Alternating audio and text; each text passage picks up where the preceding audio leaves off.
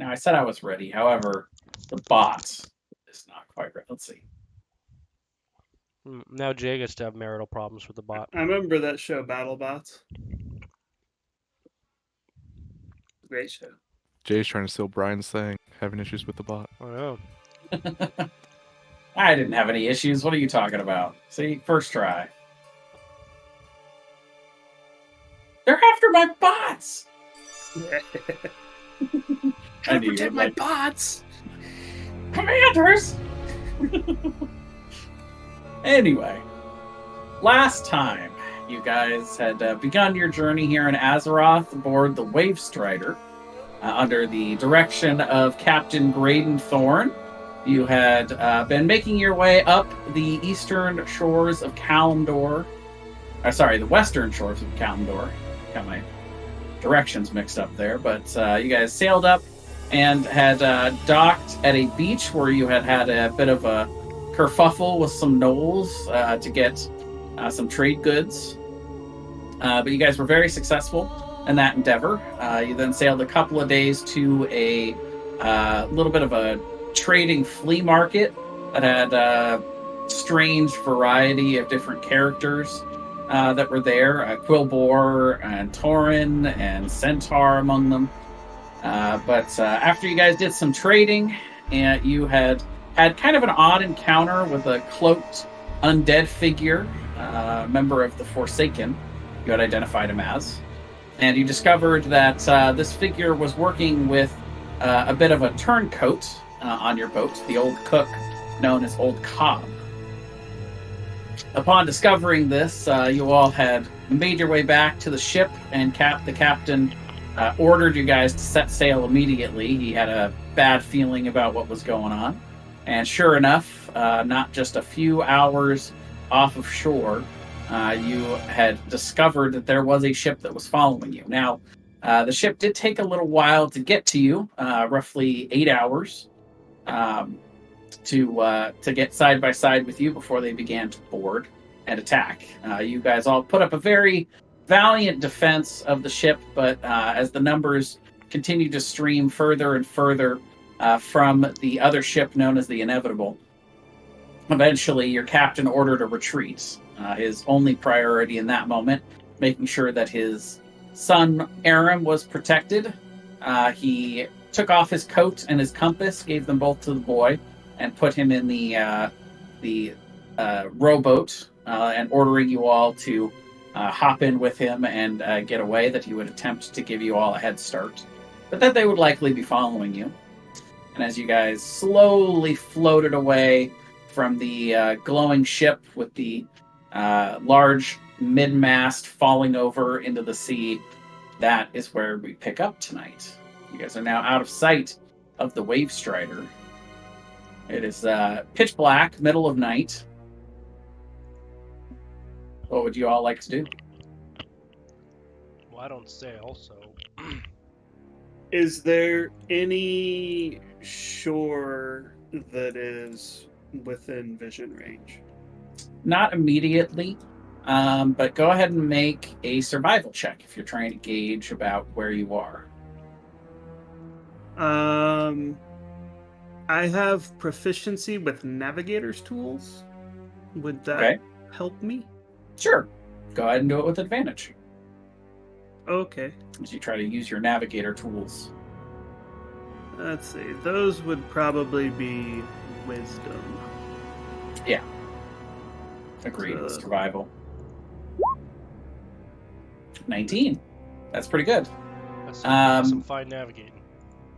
Yeah, so you guys, here, I'm going to put you on the map. Let's see.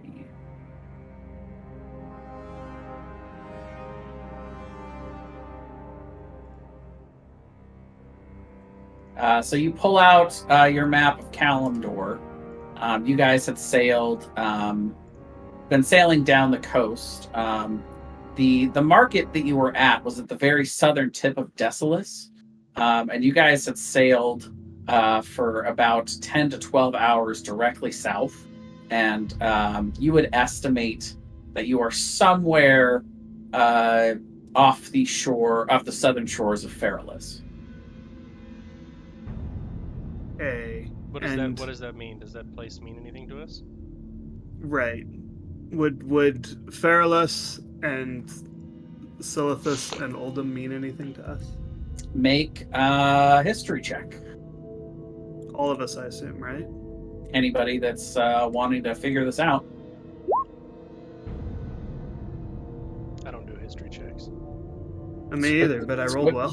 You did. Squibs is Oh, on look Not as at fire good as tonight. that guy. Dude Oh, Oh, knows everything. Galir I was is born lost. yesterday. Galir, you haven't been very well traveled. You're from up here in the Exodar. Mhm. You joined the ship and you've just kind of been sailing around and seeing stuff, but you don't really know where anything is on this map. But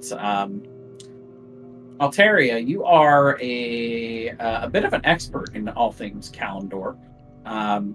Silithus, you would know, is this large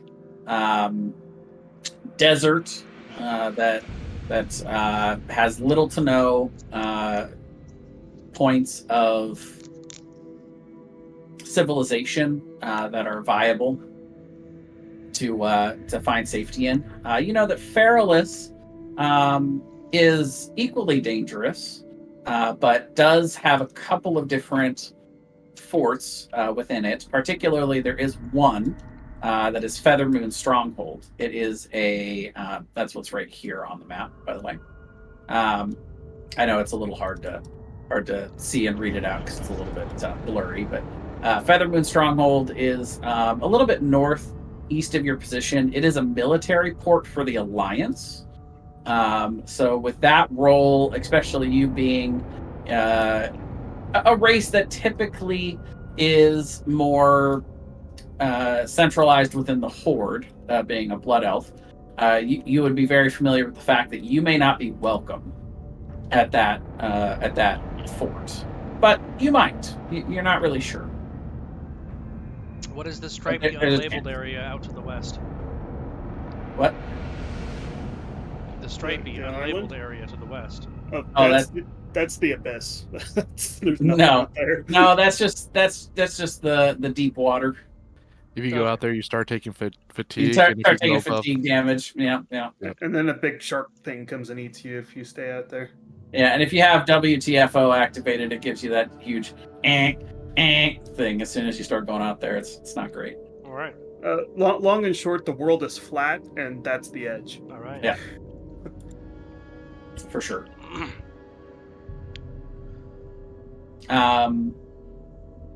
So yeah, you do know a few things about Feralus that, and by the way, Oldham similarly is incredibly desert heavy, and you guys have never been in any friendly ports in Oldham.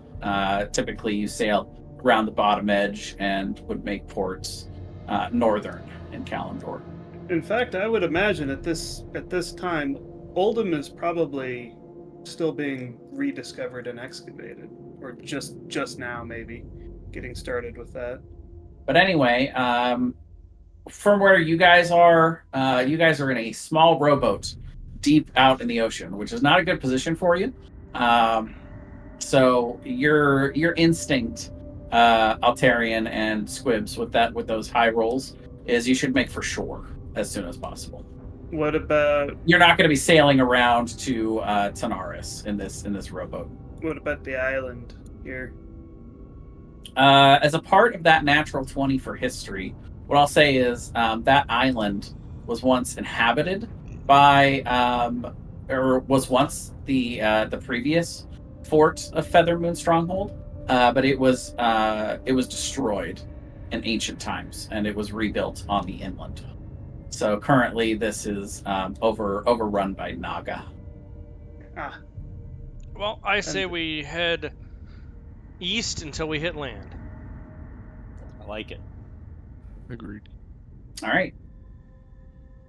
And with that 19 navigator tools roll, I'll say that you guys can Squibs, that you can properly read the stars in the sky and make your way towards the shore. I have proficiency with water vehicles too, if that helps. That does. All right. So to get to shore, about 40 miles. Let's see. That's gonna take a minute. We can actually do math for this. Math. Hey, you're the one that's introducing geometry into all this. No, I specifically avoided the geometry with what we were doing. Yeah, you Otherwise, just we put- would have to do a squared plus b squared equals c squared. You guys are in a keel boat, which goes at 1 mile per hour. So it takes you about 40 hours. So you guys spend the better part of 2 days just kind of rowing this thing. Boy, we are gonna be dehydrated as fuck by the time we get there. I'm thirsty. Well, good thing I was raised with lessened water privileges, child. It's made me strong. Aram actually has something for that. Oh, can he create food and water? He sure can. What Excellent. a nice guy. This is an example of a child not raised. to I don't survive I don't on trust less him. water.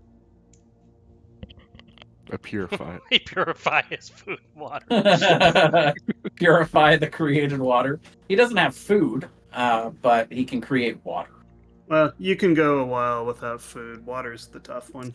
Well, and it's worth noting that there is a small pack that is on the ship, and it's meant to have some supplies. Particularly, it has hardtack. Ew. Yeah, which is not great, but for purposes of survival, Flour bricks. it'll do. Yeah. For those that don't know, hardtack is basically like a really awful cracker. That's really hard. It's like super stale crackers. But will suffice to keep your body going in times of great urgency. You guys also would have whatever rations that you guys have on your person. But anyway, yeah, you guys spend the better part of 2 days rowing and making your way over. The water gets a little choppy at times. It gets a little dicey. At one point, you guys actually come across you see shells in the water. You see a group of turtles that are migrating south. So you kind of get the idea of what direction and about how far you are away on the second day. That it must be somewhat close to shore. And finally, you guys see land near the end of the second traveling day. You guys can all go ahead and take a long rest, by the way, if you had not already. All right. I'll eliminate Woohoo. my level of exhaustion. You guys kind of rotate sleeping in the middle of the boat, a couple at a time, but it's not comfortable, but you make it work. And as you guys are making shore, getting closer, go ahead and I'll have you all make a perception check.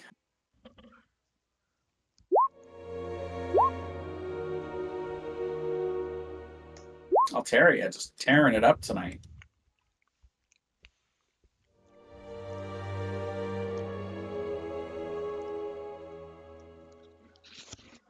Grudge, you're not a fan of this boat. You have been you've felt very trapped in this, and you are just so excited about getting on the shore. Your full attention is in that direction, but everybody else is pretty well on alert, and you notice some strange movement in the water as you guys are, I would say, roughly. You guys are getting real close to shore, probably 20, 30 feet. But you see a couple of figures swim from under the water and pop up on either side of your ship. What is Sorry. that? Give me just one moment here. I do not have your tokens on this page. I know what these are. Well, yeah, I you didn't even see him. One of them's probably gnawing on my foot, and I don't even notice it. I know exactly what these are. These are Those- Sahagwin. heavy boots you're wearing. Jay loved the Sahagwan from the last campaign so much, he ported them into Azeroth. I'm not gonna lie to you. What I did to make these was just to I took the Sahagwan. Yes, you did.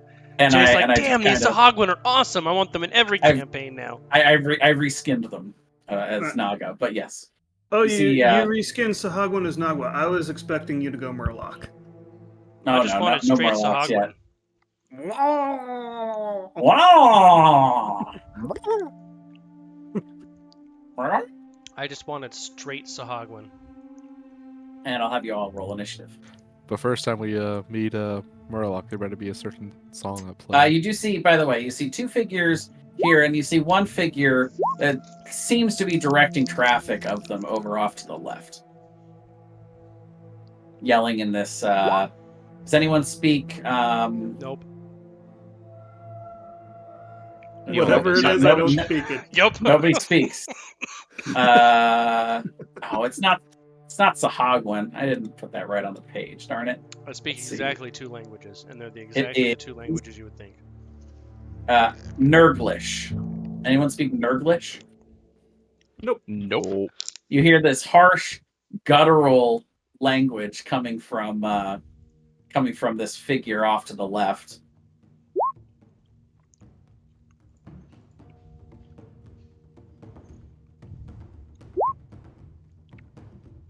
And I have handouts for you guys as well. At least Squibs will be able to get out of the way.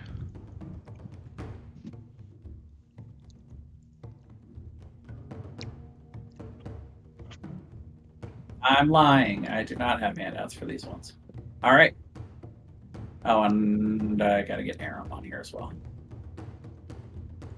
How deep of water are we talking about here? It is.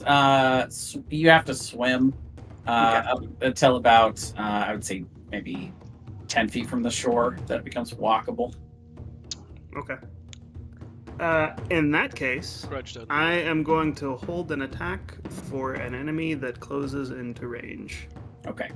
And for the record, Grudge, you are surprised this round. Oh, and actually, I actually do this for Aram too. So he's surprised. Perception. Yep, Aram's also surprised.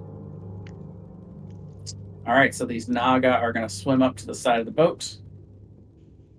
Squibs, if you would like, you could take your attack of opportunity. I will do as such. 19 to hit. 19 hits. Are any of my friends also in melee with it? I would take Galir as within range of that one. All right. 14 damage. 14. Oof. Max damage roll on the main die. Oof. That one hisses at you angrily and now will attack you.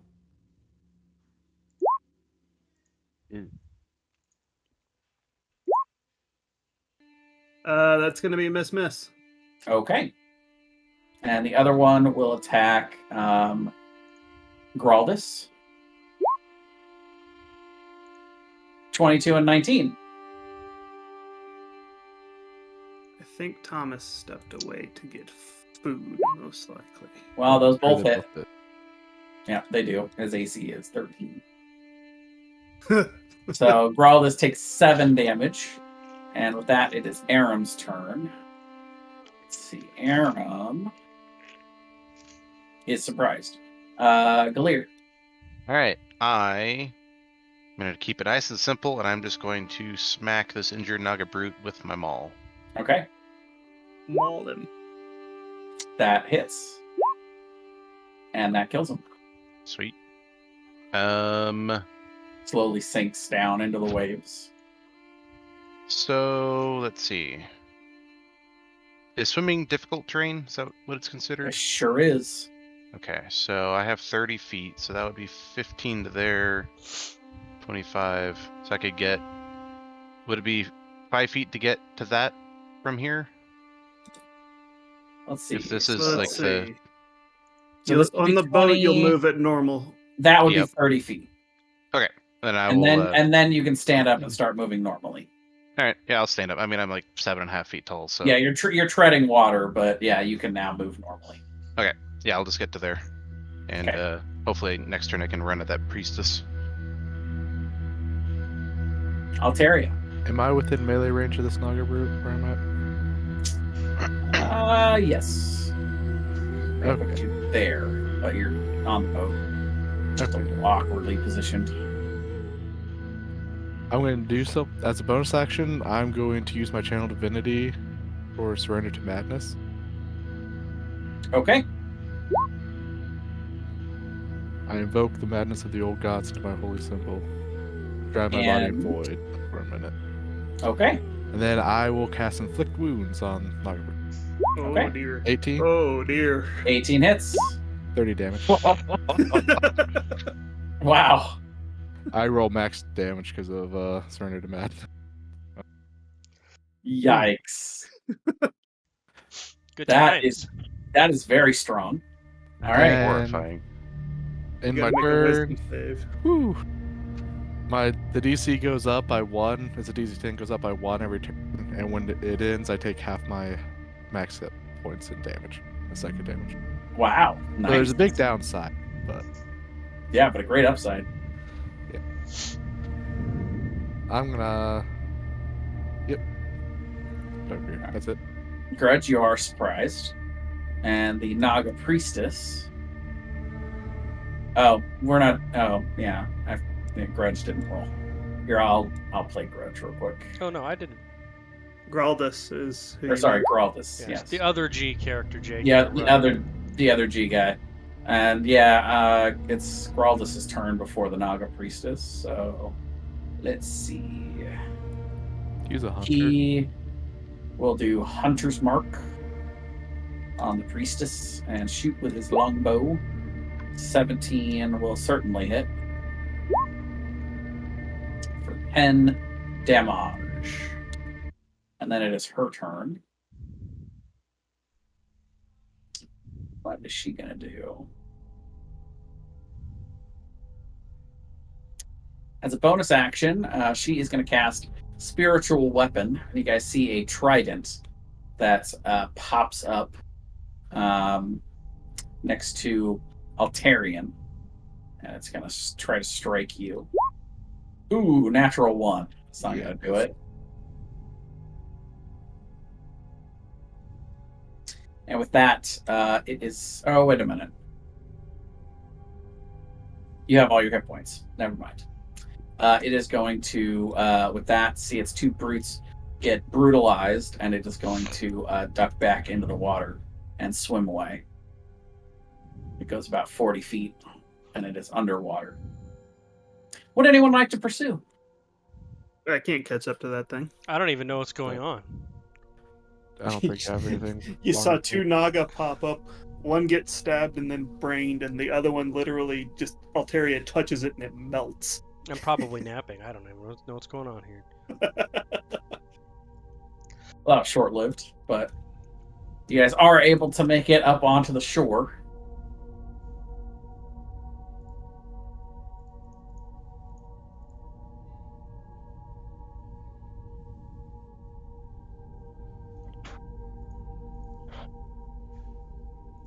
And what do you guys like to do? I want to search the Naga bodies for valuables. Okay, you dive into the water and try to get the Nagas. Try to get anything off the Naga. They don't carry any kind of packs or any pouches or anything. The only thing they appear to have, each of them has. Where did my Naga brute go? There we go. And I mean, it doesn't wear armor; it has natural armor, and they bite with their teeth and their claws. Is how they attack. Each one of them did have a spear, so you could retrieve a couple of spears out of the water if you'd like. Nah, I'm not that worried about it. All right. What is that? I don't know if I have to keep on making the wisdom saving throws. I mean, you Or if I can can just stop. end it You whenever I can want. stop doing the thing.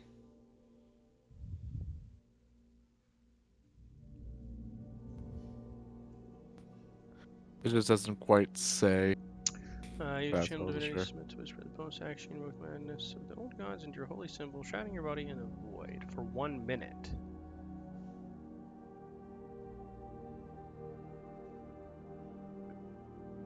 I mean, it doesn't say he can stop it, to be fair. And it's That's not true. concentration either. Well, then maybe you can't stop it. In which case you fail on the 9, right? No, the 9 wouldn't fail. The 5 would though, because that would only be 11. Because I have a +6 to my saving throw. Okay. Okay. Okay, I took half my. And what happens when you fail? I take half my maximum hit points as psychic damage that cannot be prevented or resisted. Aha. That's pretty brutal. Yeah. But it lets him do Lets him vaporize max Sahagrin. damage. Max So- damage for any spell 5th level or lower. I add my wisdom modifier to my AC, and I can use my reaction to give him weapon attack against me disadvantage. But theoretically, if you miss 2 wisdom saves in that time period, you're down, right? No, one save ends it. Oh, when Yeah. the save goes, you end it. Okay, cool. Yeah. Yep. Also, would that spiritual weapon counted as a weapon attack? Yeah. Okay. I wasn't quite sure since it's a spell, but Well, no, I guess it's a spell I think it'd be a attack. spell attack, yeah. Yeah. yeah, unless it specifically says in spiritual weapon that it makes a weapon attack or something. But yeah. I would have to check. All right, we made it to shore. What should we do now? I mean, I'm not exactly sure where to go here. Is there any sign of civilization from where we made shore? No, you can't see anything from here. You just Well, see a we- long shoreline going north and south, but We know there's an alliance town to the north of here, but this one, and I'll point at Alteria, probably won't be welcome there because there's some history, you know. well, you probably won't be welcome there either. I'm a goblin. I'll be fine. Okay. And Aram grabs out of the pack from the boat. He pulls out a map and kind of splays it out. And that's the map that you guys are currently seeing. But he's looking around on it. He says, we could try to go north to Feathermoon Stronghold, but there's no guarantee that that they'll let us in there. They might even try to kill us. Could be.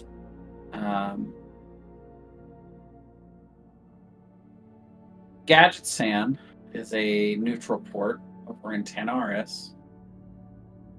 Well, that's a long way away. It is.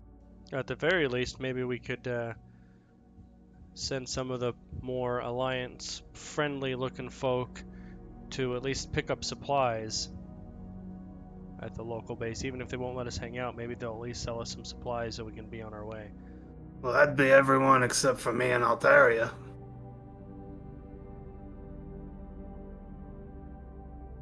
But wherever we go, we're gonna need something because we got nothing. Well, another option is up north of here. There's a port called Ratchet. We could try. It's a goblin port. Kind of accepting to everyone, really. We're just looking for good deals, you know. Ratchet is up here, by the way. Yeah. It is slightly further away, and then you guys would also know about Theramore, which is here. But again, a very alliance martial city.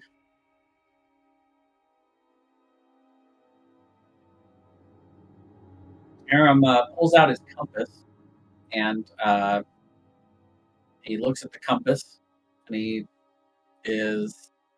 kind of messes around with it and kind of smacks it. He says, "This thing is broken. It doesn't even point north." Yeah, give me that. I want to do two things.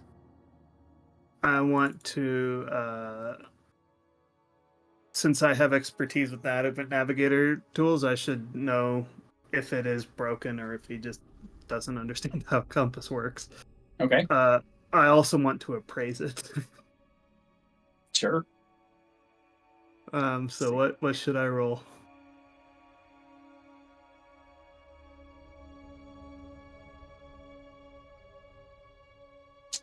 Well, go ahead and roll. So you're appraising it. So you're trying to figure out the value. Yeah. I guess that would be history. That's the closest thing I can think of. It's intelligence based, so Maybe investigation. yeah, I would let you do investigation if you'd like. Sure. And I have expertise on that because or not expertise, but advantage because I have best deals anywhere. Excellent. So that's a 23. You take a very close look at Graydon's compass, and you see that this odd compass has a needle that is made from a shard of diamond, and it has a very soft glow, but it doesn't seem to point north. Currently, it is pointing to the northeast. Like straight northeast or like northeast?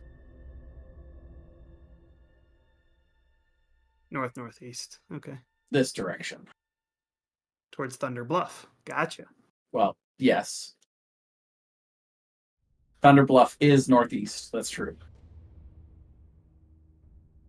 How much is it worth? That one's hard to say. The Or shard. how much do I think it's worth? Sure, the shard of diamond is probably the most valuable thing about the compass. Other than that, there's nothing really special about it. And I would say probably 50 gold. 50 gold, okay. And I would probably know that the shard of diamond instead of a magnet on the armor of the compass is weird. Yes, that is definitely different. But the fact that it also emanates, the shard itself emanates a small glow is also strange. Yeah, I don't know. This is really weird. It's not built like any compass that I've ever seen. If you want, I could hang on to it for you and make sure that you get a good value if you try to sell it. No, he grabs it back from you. Man, I Says, see my that father compass. My father told me to keep a hold of this, that it would point me where I need to go. Suit yourself. Looks broken to me. Reluctantly, he gives it over to you, Altarian. Oh, oops. I'm going to use detect magic. I thought there was identify that I had. So yeah, detect magic. You don't have identify yet? It Nope. is faintly magical, and the school is enchantment. Okay. Oh, I see. Here, you may have it back. By the way, I won't ever get identify. That's fine. Really? It's Oh, not yeah, on my because spell list. you're a priest, right? Yeah. While they're messing with the compass, I'm gonna get the salt water out of my beard and out of my armor. You guys see Grudge over there trying to shake all the water off like a dog. I see that. I'm going to use prestidigitation on myself. Clean myself off a bit. Nice. Are there any like coconut trees on the beach? Make a survival check. See if you can forage for any food. Yeah, you look around a little bit, and you would assume, based on what you're seeing, that you could find decent food if you foraged long enough in the forest. Okay. I'd probably like kind of wander off to the edge of the forest and see if I can't find anything quickly. Not going into the forest itself, just right on the edge. Okay. Well, what do you guys think? Should we go to Ratchet? Should we go to Daenerys? Down to Gathexan? What do you think? Well, Gadgetzan would probably be the easiest one to get to. We should go. Well, I don't know. We could go through some friendly territory if we went up through Mulgore. Well, Well, friendly to you and me, I think the others might have some trouble there, maybe. We should go somewhere to pick up supplies before we ultimately decide where we're gonna go. We're not going anywhere without food or water. Well, I can create as much water as we need, but you're right. Food is important. Verlos is home to many animals. Well, do we have the skills in party to survive off the land if the land is survive offable? I don't know. Do hunters get the thing that rangers get in D&D where they can forage basically for free? Oh no, you're asking me something that it's about a guy that's not here. Let's see, Wanderer. Let's see, what does Wanderer do? Oh, Oh, there you fresh go. food and water for yourself up to Oh. 5 different people each day. There Oh, you look go. at that. There's 6 of you. Who has that? Thomas. Geraldus. All right. Are there 6 of us? There are 6 of us. Eh, I'm gonna have So- to jet out of here, guys. I'm sorry. I might be back in like an hour and a half, maybe. That's okay. Sorry, guys. All right, Thomas, buddy. See ya. Hopefully see you Yeah. soon. Bye. Must be work related. Must be. he did say he might be getting called into work. Oh, did he? Yeah, Yeah. it's in the Discord. That's lame. So yeah, Graldus would offer that he could probably forage enough food for everybody, especially if some of you guys are willing to pitch in a little bit. Sure. Willing, yes. Able, probably not. I could probably help out with that. I'm pretty sneaky. I got a bow. I don't Willing, have a no, bow, and able. I'm not sneaky. All right. So you guys heading up the coast or further into the forest? What do you guys think? I guess we need to decide on a destination.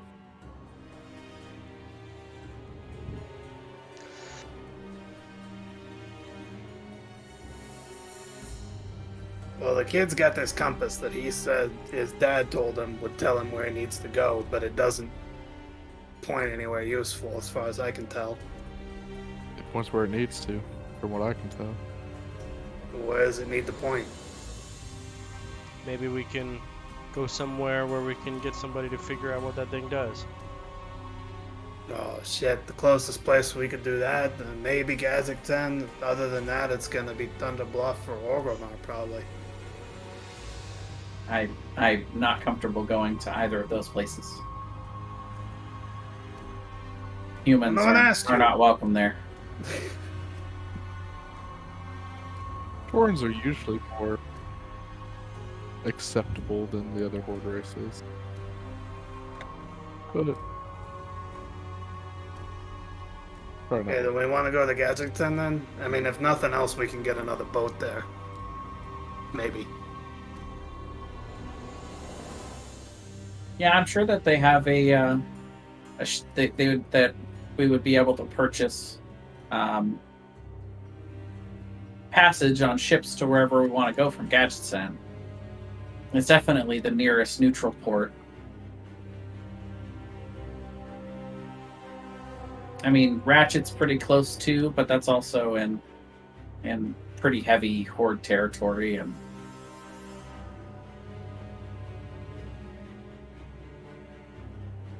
we might be able to find some kind of boat or something that we can ride through the Thousand Needles down to Gadgetzan. One that we could borrow, as it were. Well, or yeah, maybe. Well, That'd yeah, be if we could good. take a boat, that would make travel a lot easier. We would just have to get through Feralus.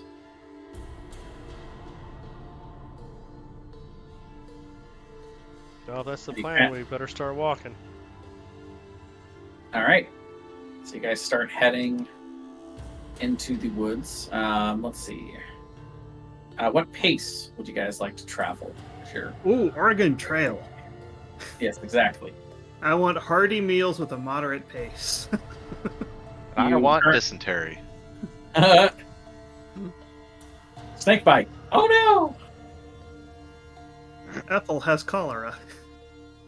Squibs has died to dysentery. Bad water. No water. Create water. Purify water. Your bullet has ricocheted. What? Your bullet has ricocheted. I don't remember that part of the game. I do. I have lost people to ricocheted bullets hunting. Really? Yeah. Interesting. Cock the wagon and float it. Great way to lose all your supplies. Pay for the ferry. Always pay for the ferry, people. It's worth it. Okay, so let's see. Seriously though, what pace do you guys want to travel at? I don't know what are our options. A normal pace? Yeah, you can go slow, normal, or fast. I think Moderate, I think would be. I think Yeah. normal makes sense. Typically, it would be half speed for you guys traveling through dense forest like through Feralus, but luckily you guys have a hunter with you who is particularly good at traveling through these kind of places. So with Graldus' help, you guys can move at the normal pace, which is about 25 miles per day. Oh my god. Yeah. Can I just get on my flying mount and go over there in like a couple minutes? Yeah. Yeah. I'm gonna pay the Wyron guy. Yeah. Flight No, path. no flight paths on this part of Feralus. You'd have to go to a settlement for that. But so yeah, you guys move a little bit into the forest. It starts to get more dense, especially those of you that are in medium or heavy armor. It really starts to get hot and sweaty in that armor. And for the first day's travel, let's go ahead and have Grudge roll a d20 for me.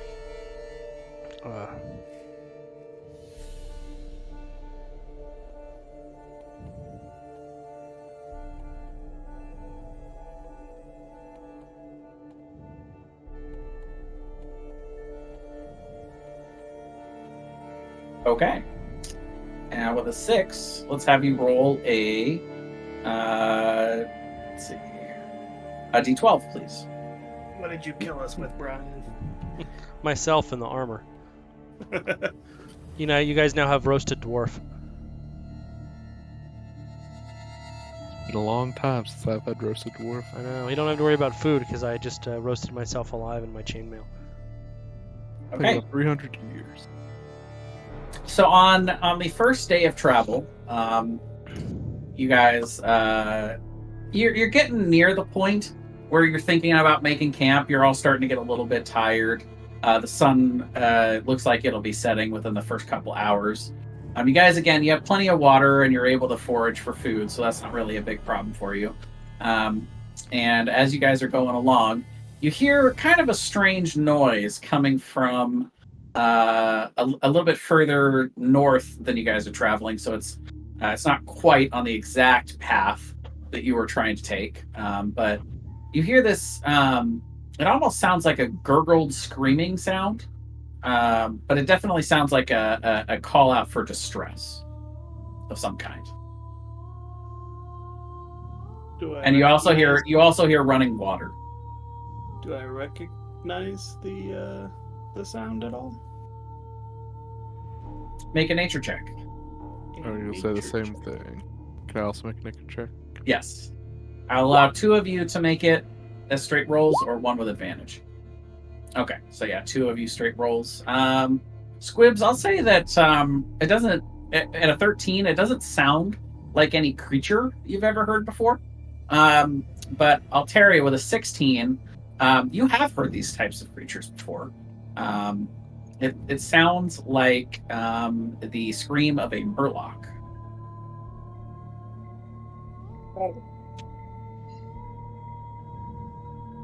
I demand that this song gets played during the battle scene if we have one. Well, actually, you know, I would ask, but I don't know, and Grudge doesn't know, so I'm not going to ask.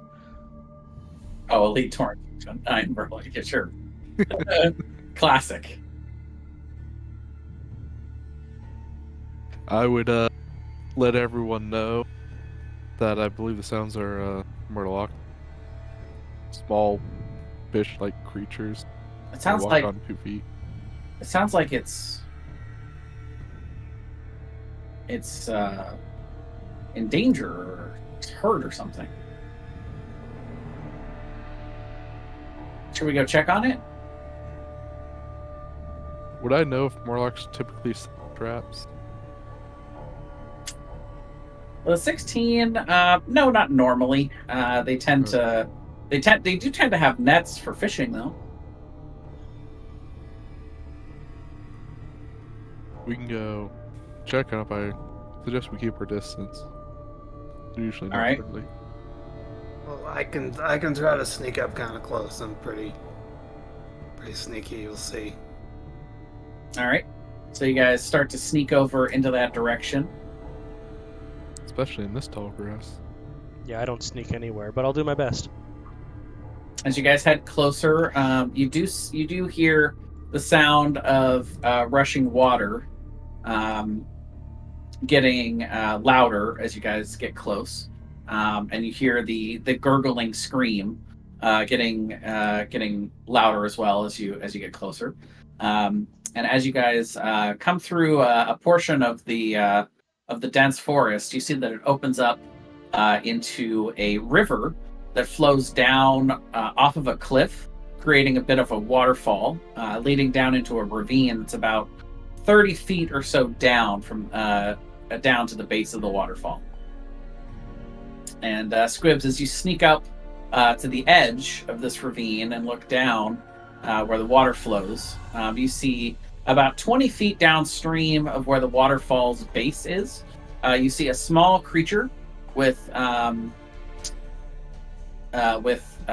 thick green skin, and it's fighting against the current.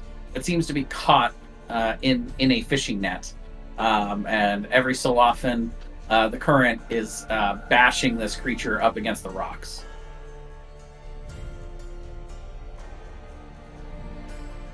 I'll kind of turn to over my shoulder to everyone else. Like, hey, it looks like the Murloc's stuck in a net and it's getting smashed up against some rocks. We should probably get it out of there. It's not a good way to die. How deep Yeah. into the water is it? It's right on the surface, but the ravine is about 20 feet down. So essentially, you'd be climbing down slippery, about 20 feet of slippery rocks to try to get down. And Aram actually is saying, "All right," and he's already starting to start. He's going to start to climb down. If you guys, Wait a second. I'm gonna get out of my pack, get a pitten and some rope. And Yeah, I'll spike I'm it at the helping. top and tie a rope, throw it down the side, and then very carefully start climbing down. all right, easy enough to do. If you've got all those tools with you, Yep. then that's easy. I haven't 100% confirmed, but I'm 99% sure pittons and rope are in an explorer's pack. So I'm pretty sure. If you don't have them, I do. there you go. As someone who just put together the explorer's pack, rope is, pittons are not. I have 5 pittons. There you go. Excellent. I think they're in the Dungeoneer pack. All right. Well, They're in my burglar's pack. Good enough. Grudge, go ahead and make an athletics check with advantage because you're using all the proper tools. Hey, that's like one of the 3 things I do.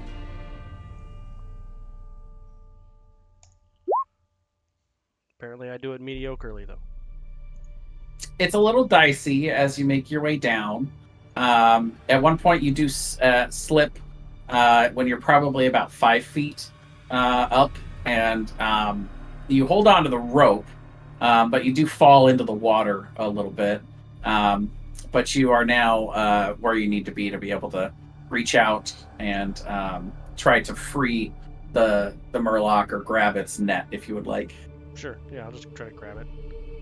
All right, you grab it, and the Murloc is panicking a little bit still. It occasionally goes underwater, and you don't really hear, but you can kind of see it scream underwater. But then, as it gets thrust back up into the rocks, it kind of comes back up, and you get that gurgly scream again. But you grab the net, and you pull, and you're able to free it from the snag on the rock. And you now have this net in hand with this Murloc trapped in it. Oh, okay. Well, I'll let it out. It's all tangled up in it. Where you're at right now, you probably won't be able to do that. But if you'd like, you can try to climb back up with the net. Is there like a shore? Just I could walk to the shore instead of climbing all the way back up. No, you're down in the middle of this. You're down in the middle of this ravine, and there's really no shore to it. All right, For well, quite a ways forward. I'll do my best to tie the net with a Murloc to my belt or something, and then I'll climb up. I'll throw another rope down. Tie this to the net. We'll haul the Murloc up. Oh, there you go. That's quite a great idea. I'll do that. Easy enough to do. And as you climb back up, again, takes a little bit of time.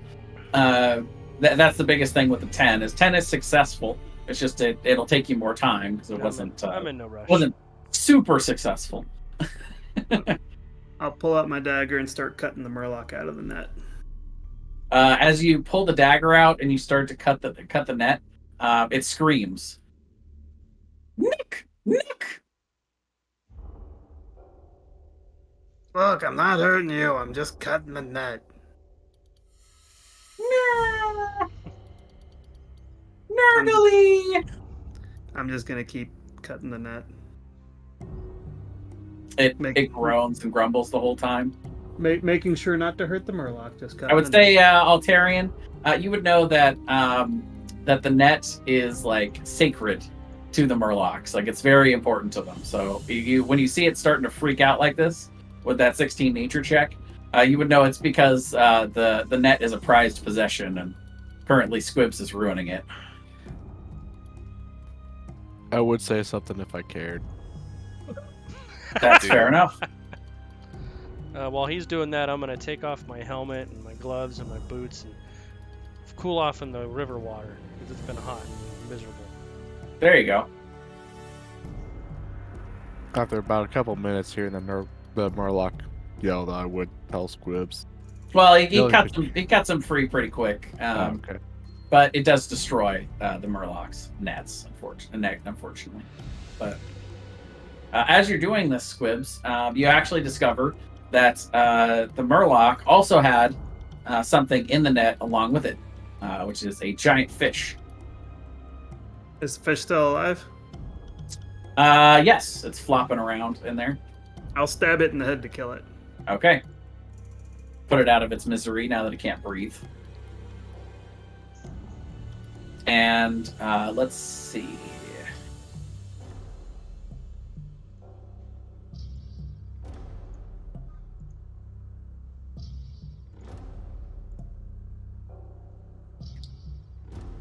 If you would like to harvest this fish for food, you can roll a d8. If you'd like. No, I'm gonna let the Murloc have the fish. He caught it. You hear it, gurgling in its language, and it kind of shakes its head and kind of thrusts the fish in your direction, like he's insisting that you take it. Fine, whatever.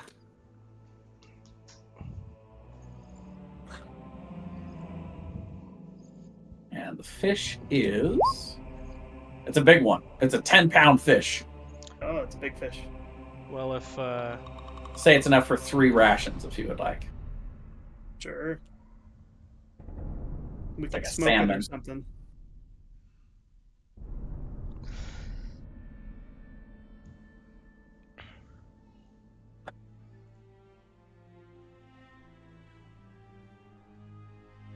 And Grudge, as you finish up, cleaning yourself off and cooling down, you start to make your way back over to the group, and the Murloc comes over and gives a big hug onto your leg, and it says, "Murgle,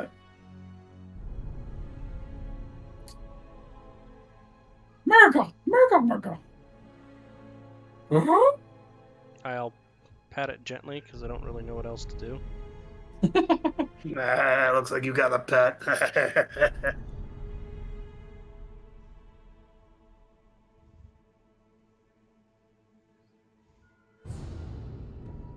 It kind of like bows its head several times, like it's thanking you, I and guess. it presents you with the fish. Well, if someone wants to clean this, I'm a perfectly mediocre cook. We can have dinner tonight. Yeah, I'll clean it. There you are.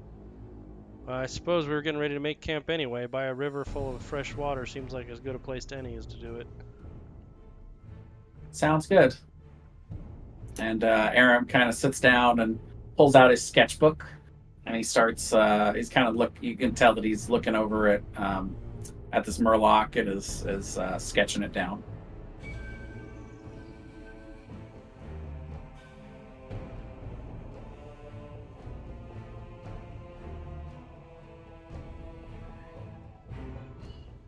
I'll gut the fish and bleed it, and then fillet it. All that right. fun stuff, and then probably cook it over a fire, I'd imagine. Yeah, you guys have a very nice fish dinner. The Murloc is kind of sitting not too far away from you, but seems like he's just gonna sit over near where you guys are, and also camp out here for the night. He is kind of holding up his nest, though. He's like trying to tie them back together, but it's like completely destroyed. But go ahead. So as we cook the fish, you would find out that one of Grudge's unique dwarven philosophies is that beer is better for cooking than drinking. Oh, that is a unique dwarven philosophy. Nice. Beer battered fish. We just need some potatoes for some chips. Yep. One of my life's greatest disappointments was having fish and chips in the UK and being disappointed in its mediocrity. I was so disappointed with fish and chips. Right? It was so bland. I you know what? The first time I had it, I was like, all right, you know what? Maybe it's just the place that I got it, right? So second time, we went to like a proper British pub, like right in the middle of London, and it was fine. It wasn't bad, but it was, man, it wasn't what it was cracked up to be. Yeah. I went with my boss, and he was like, "Oh, you gotta try it." And I tried it. I'm like, man, he's like, "You're never coming back again." I mean, I've had better fish and chips in the States than I've had in the 2 times I had it in the UK. I had it in Scotland, and it was really nice. I don't know if I did. I also had haggis in Scotland, and I liked that too. Well, that's just weird. And I had blood pudding in Amsterdam, and it was delicious. It's also weird.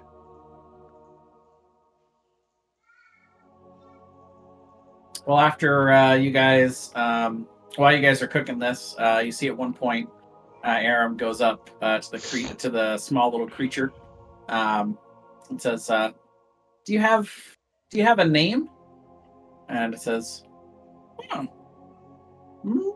"Murky, Murky, Murgle." It's like Murky. He's like, Murgle. I'm Aram. It says, Aram. No. Aram. Aram. Jay, you made Yeah, close enough. too adorable for how Satan fueled it is in Hobbits. That's true. This is not the same Murky. As someone who used to play a lot of Murky, that guy's a fucking asshole. He's like, and Aram says, well, this is Grudge. And Aram says, Grudge. No, Grudge. Close enough. All right, he kind of does that with everybody. You all kind of get a Merkian name. Mine's probably the hardest for it to say. Gallier would probably be hard. Altura. Ah. Ah. He looks exasperated as he's trying to say your name.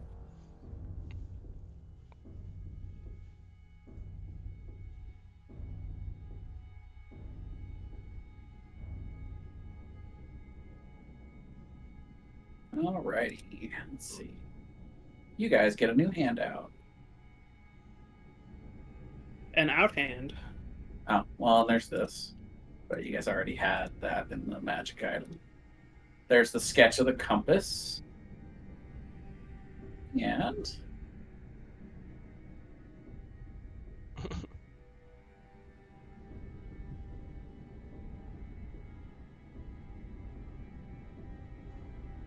Oh, it's a good thing I cut it. We would have never gotten it off of him. It's all in his mouth and everything.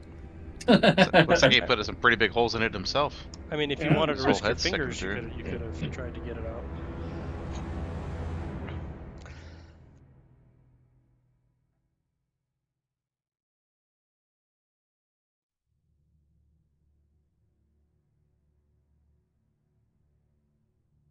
all right. So what would you guys like to do?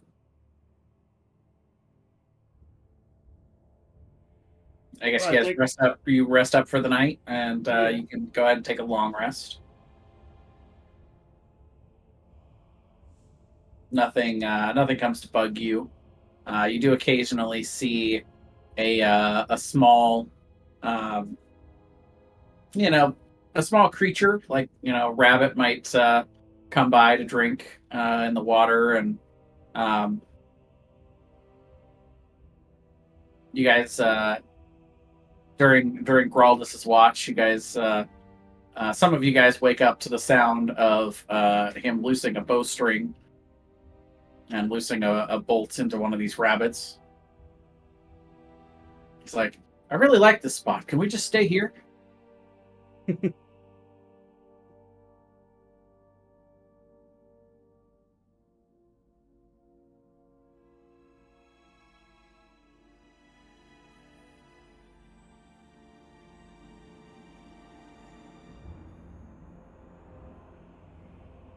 And when you guys wake up the next morning, the Murloc is still there. And Aram would look over and say, I think he wants to follow us. I think he thinks Grudge is his daddy. Well, Grudge did save him. That's true.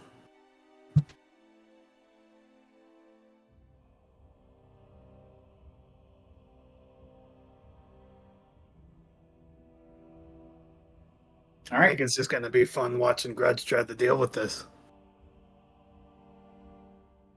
I guess so.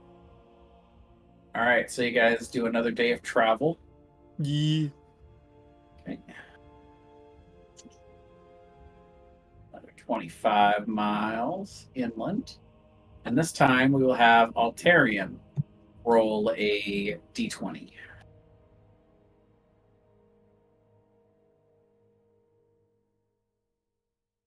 Okay. You guys have a pretty uneventful day heading in.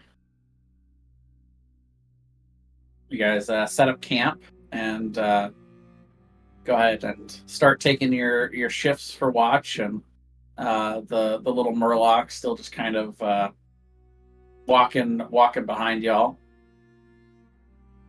And let's have Galir roll a d20 for me Alrighty. for your nighttime. You guys have an uneventful night. Get another long rest and head out again in the morning. 25 miles. And it's Squib's turn. If you're not still BRBing. Squibs. He is, so. Is Grudge back yet? I guess not. Let's go ahead and just make it a 5-minute break then. Yeah, Okay. so many people gone. We'll take our break a little early tonight. I mean, we're pretty close, so. Yeah, we're almost halfway there. BRB.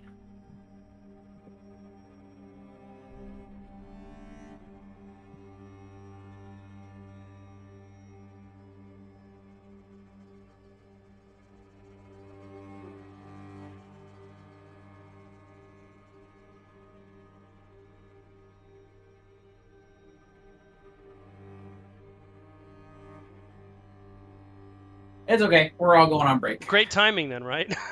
Yep, I'll be right back.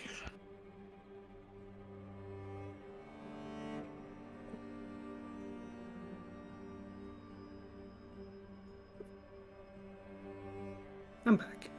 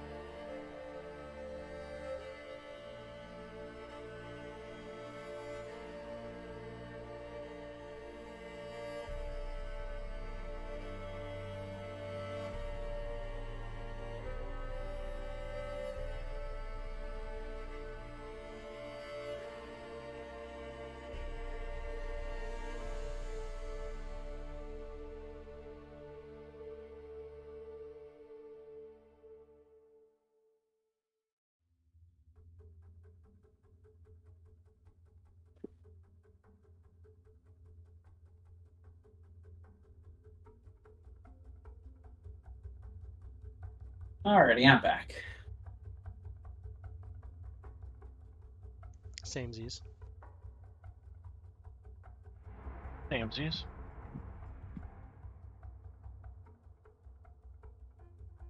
Same. But is Thomas back? No. So I'm trying out this new thing, Factor 75. Have you guys heard the meal prep thing? No, I've No. tried some of those before. It's kind of like a little bit like HelloFresh, but the food just comes all prepared. Mhm. It's like a high quality TV dinner. Right. I really like it.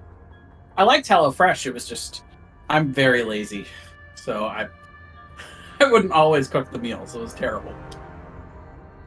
Yeah, we did something similar to HelloFresh. I forget what it was, and it was fine. It's just, I get off work at 5. You pick up the kids from where they're at. You get home. It's like I don't really feel like going through the process of making a dinner. Right. It's really too bad that like, when you're picking out meals, you're almost picking for convenience rather than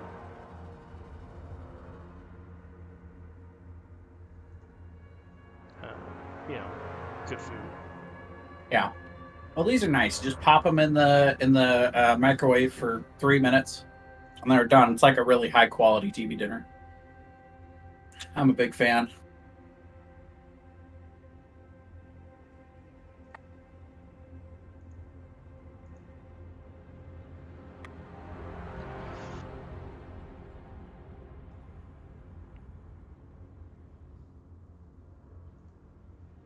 We're still missing squibs.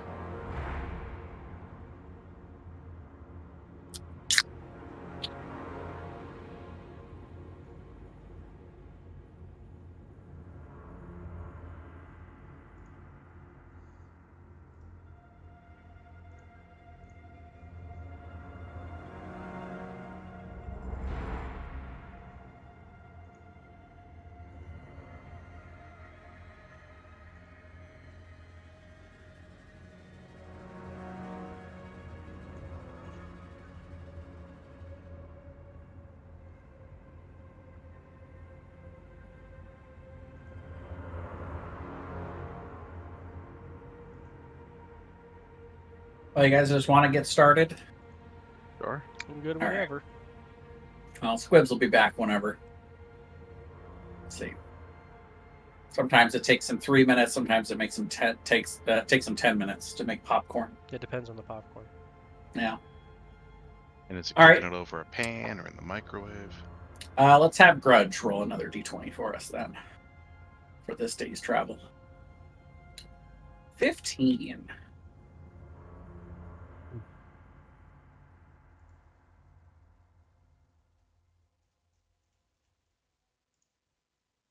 As you go further into the forest, it does get hotter.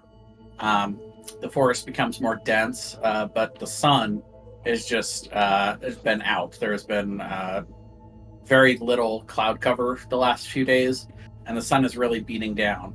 Anybody that is wearing medium or heavy armor, I need you to make a Constitution saving throw. My favorite.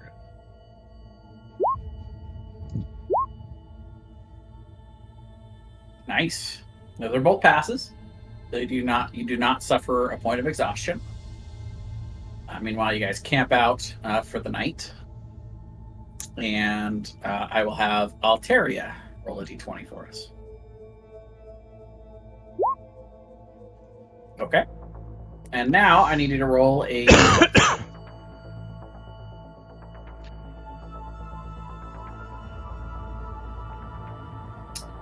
Okay.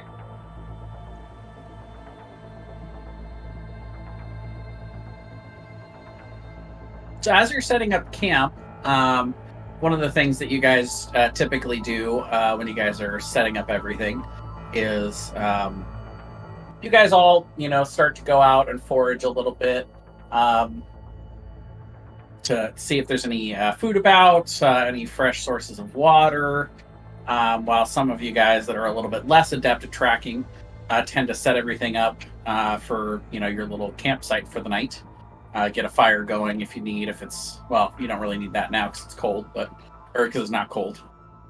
But you would notice that after about an hour, you guys typically would come back in from foraging. Murky had gone out, but he is gone. He has not returned yet. Oh, I didn't realize that we were traveling with him. Oh, okay. Yeah, Murky was still following you guys. Oh. You finally got bored of us. I would suggest to some of our party members that are adept at doing this if they see any tracks, because I'm not adept at doing that.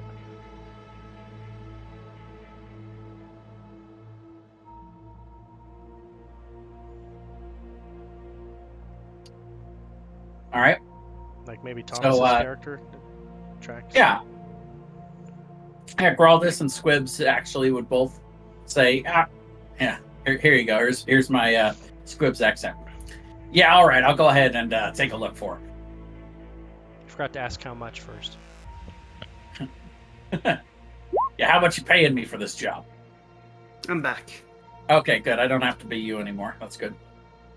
So you guys have made camp for the night, but in setting up for everything, you had noticed that Murky had not returned from going out and scouting for food or anything in the area. And as Squibs and Graldus, as you guys start to leave, you guys hear somewhat. You guys are thinking about leaving the camp to go explore around a little bit and see if you can find tracks for Murky. Well, Squibs doesn't care. Oh, okay. Well, as Graldus is going to go look to see if they can find where the Murlocs run off to, you guys hear as well.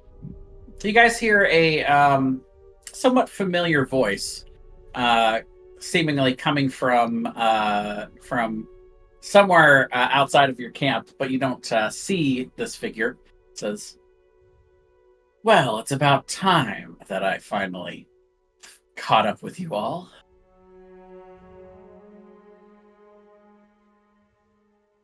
Who's the voice? Is it Thrall? Is it Thrall? No, It's you've already had your one cameo for the night. I'm not giving you another one. Wait, who was it? Murky. Ah. Yeah, Murky's from Heroes of the Storm. So there's your first one. Check him off. It's Murky. You see I wasn't that far off with Tassadar. Totally, Murky and Tassadar. Those are really close. Exactly Very the same. close. Basically. Yeah. Same voice actor. Maybe. I don't know, actually. Probably not, but maybe. Probably not. You know what? I'm going to say just because you said it, research. it's true. I'm going to believe it. Sure. We're We've going heard to it on believe the it. internet. Must be true. Montaro Mercadar. Okay, that was good. You see the familiar figure in the black hooded robe kind of poke out from around one of the large trees. You see the undead Whisper Man, kind of looking at you guys from about 50 feet away.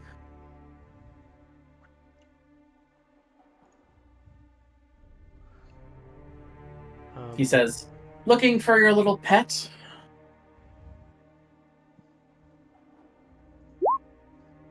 I want to see if I sense he has any reinforcements around. Nope, you only sense him. All right. So then you do, as you look over, you would also see, not hiding particularly well, is the large ogre that you had seen aboard the ship. He says, "We're here to parley. We'd prefer not to have to bloody our weapons." Parlay away. What is it that you want? He reaches out, now a non-gloved, bony finger, in the direction of Aramar. He says, "The compass." It's Is not this mu- happening away from camp? Or is it at This is camp? right around camp. Yeah, this is about 30 feet. He's about 40, 50 feet away from camp and kind of shouting this to you. I would say, though, he's probably walked a little closer now as you have agreed to parlay. I would say, well, that's not mine to You're give. not gonna get the compass without making a deal first. I mean, give and take, right? Well, the deal is simple. We'll return your little friend for the compass. A little friend. Oh, you know, the one with the webbed feet. He's not my friend.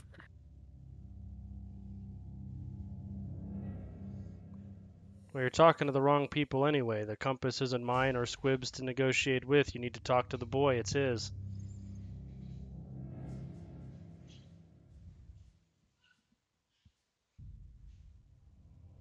Well, I do want Murky, but where do you have him? Oh, well, I would be a fool to tell you that.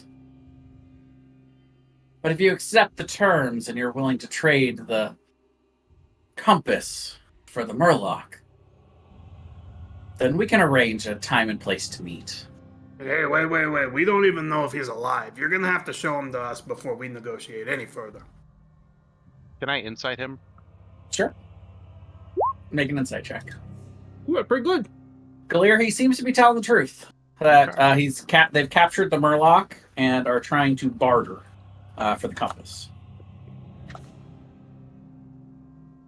I'm gonna tell the boy, look, I wouldn't worry about it too much. If they kill him, he'll just respawn in like 5 or 6 seconds anyway.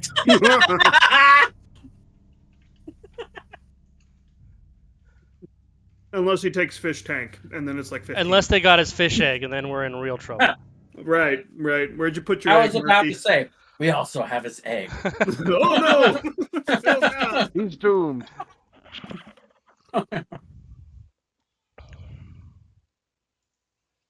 Well, kid, it's up to you. If you don't want to give it up, that's good enough for me.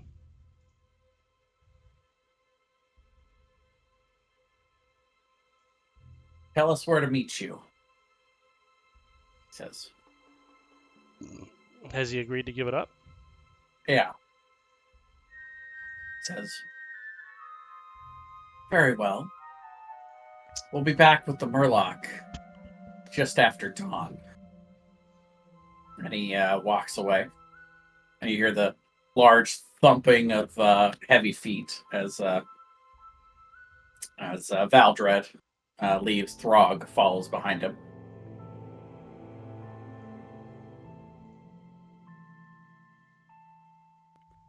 I tell you, kid, you could have sold that for like easily 50 gold, and now you're gonna lose it for free. We're not actually gonna hand it over, are we? I don't know. It's not mine to decide. It's the boys.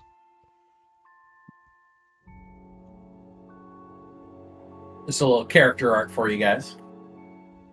You guys would have noticed in the last couple days, by the way, that the boy seems particularly taken with the Murloc. Mm. He says, this compass is very important to me, but it's not worth the life of a friend. We need to get Murky back. Pat him on the back. Good enough for me.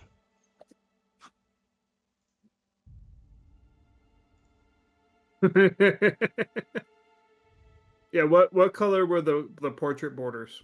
Uh, For the- skull markings.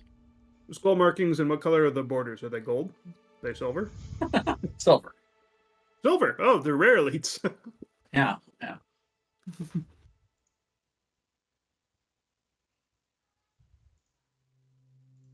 I mean, you guys saw both of them in action on the deck of the ship. You guys are a little bit intimidated by these characters at the moment. But I don't know. We almost took down the ogre. Yeah. yes, yeah, you almost collectively, all 5 of you, almost took down one of their crew. I mean, there was like 15 other guys in the way, That's true. and also Captain Graydon was. And yeah, putting you a lot had of work into him too. Yeah, I was about to say you guys had a much higher level fighter with you.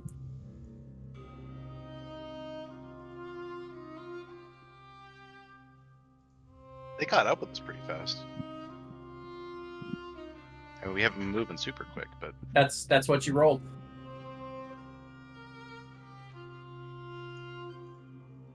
So you guys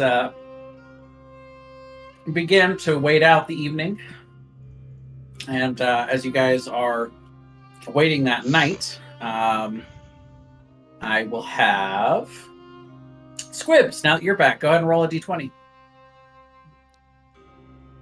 Hell yeah, brother. 4. Okay. Now go ahead and roll a d12.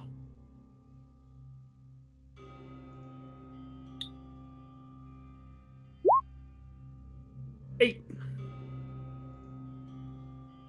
That's hilarious.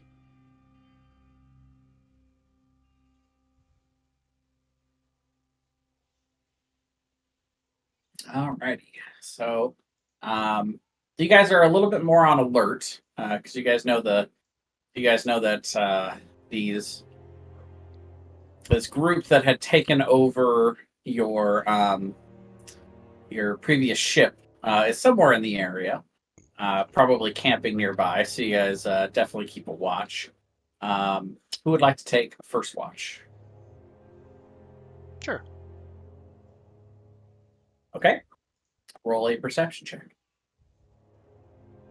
We should probably have 2 people per watch. Well, a long rest is 8 hours.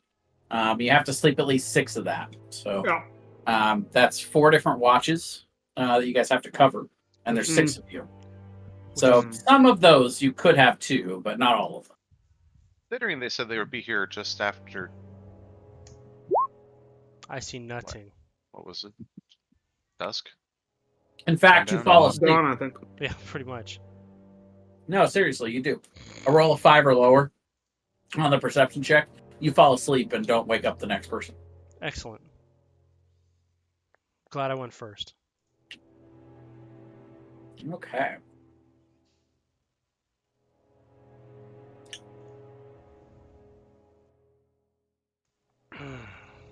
You all wake up violently to the sound of a loud horn being tooted in the middle of your long rest. You're all startled awake as you see a large ogre that is just pulling his lips away from this large horn. And he says, don't move or we hurt you. Is it the same ogre? It is not the same ogre. Hmm. This is a different ogre. Is this ogre wearing any kind of identifying regalia, or is it just an ogre? Make a history check. Oh no, I don't Is he do that. from Dune Mall? Is he from what? Dune Mall? Do you mean Dire Mall? Dire Mall, yeah. Up here. Make a history check.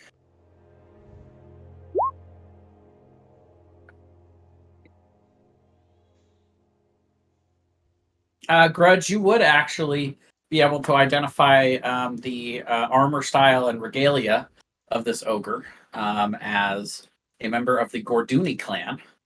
And you would know that the Gordunis do actually operate out of Dire Mall in the northern portion of this region. Does that mean anything else to me?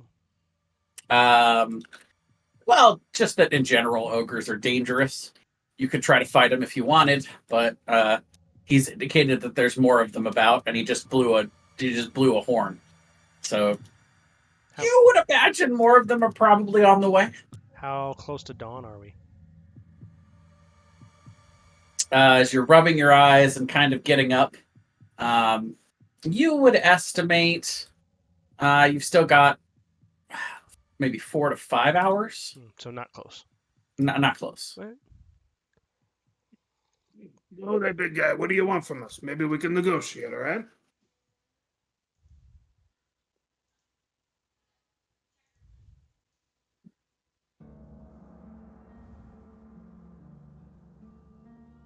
You slaves now. That You know wasn't fight? gonna be. We know hurt. That deal. That wasn't gonna be what I was gonna negotiate. Do you like money? Do you like gold?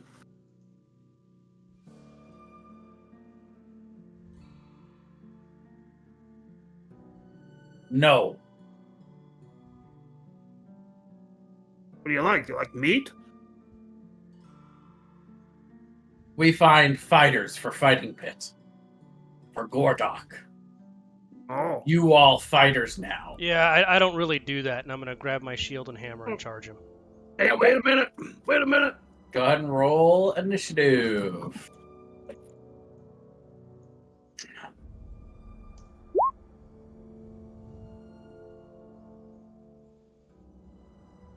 Roll initiative. The time for talking is over. Time to push buttons.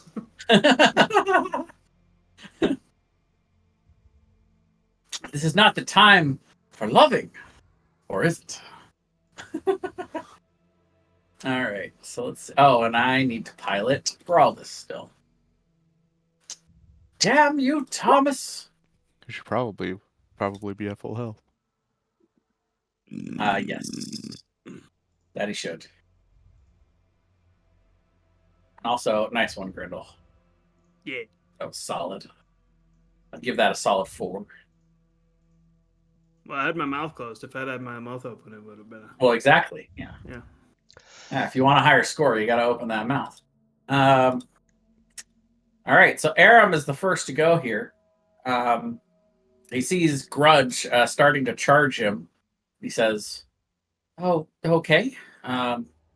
And he's going to walk over here, and he's going to cast a spell. Let's see, that is Graldus. That is not Aramar. Angelic Feather. So he goes ahead and pulls out an ornate-looking feather, and he casts. He kind of walks around a little bit as he casts it, so he can touch three of you, which is Squibs, Graldus, and Galir.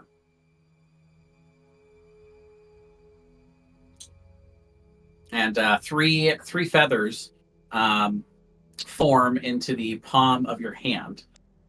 And if you'd like, oh, actually, no, he wouldn't give that to Squibs because he knows Squibs can already do that. Galir, Graldus, and Grudge. The G boys. A Yes, creature the can 3 crush a feather Gs. as a bonus action. Get a better. Oh, okay.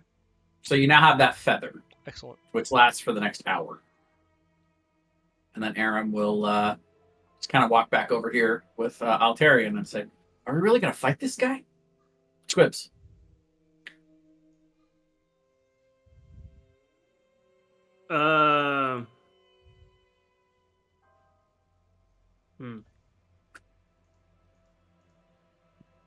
No one's in melee with him yet.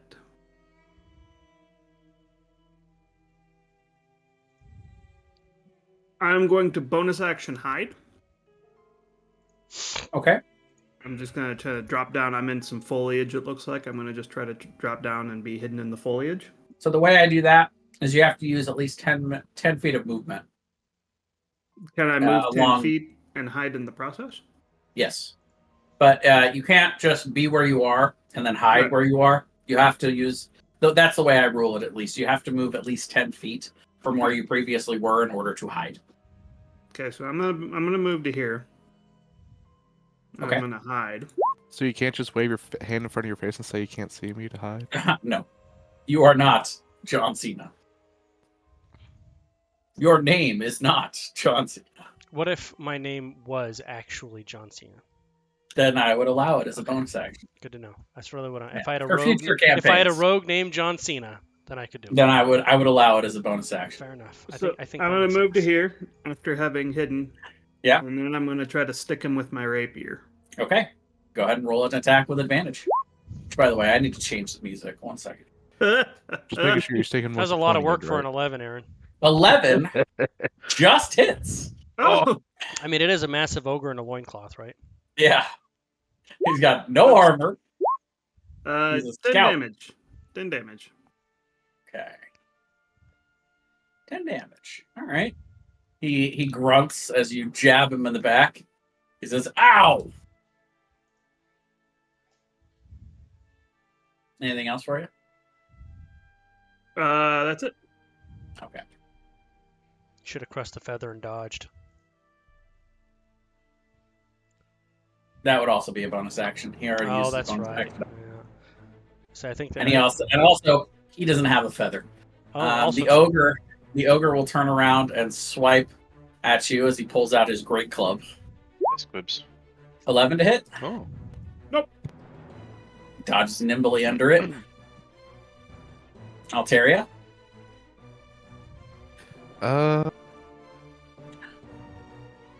I'm gonna cast Toll the Dead. Okay. Bring out your dead. He fails and takes 11 damage. I'll then just take a couple steps back. That's it. The ogre holds his head and says, "Ah!" Scrawldus will take a few steps back as well as he shoots after he hunter's marks this guy with his bonus action. 8 will miss though. Billier.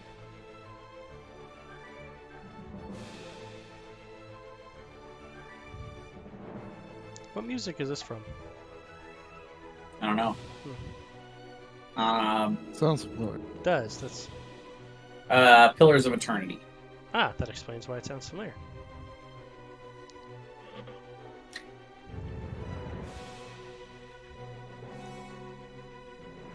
Billier.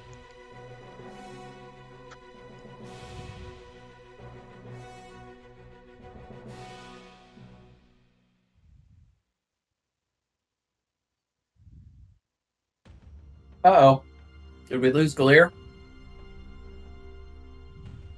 I have no idea. Keenan, where are you?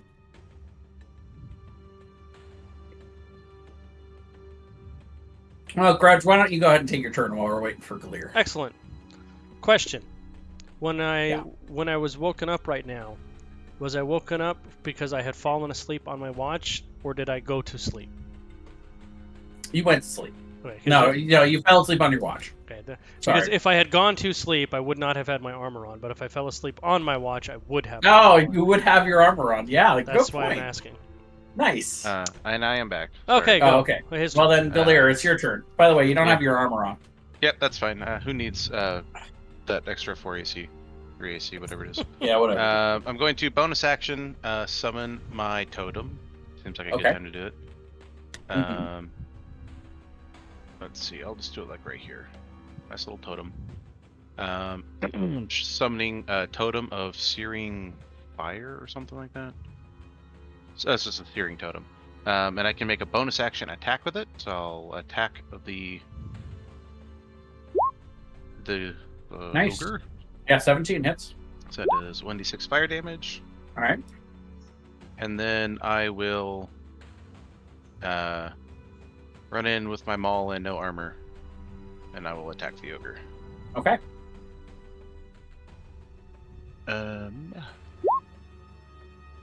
Yeah, 23 hits. For 9. And that'll be my turn. All right, Grudge. 5, 10, 15, 20. Excellent. I will attack with my hammer. I will 16 expend hits. a spell slot for Crusader Strike. Nice.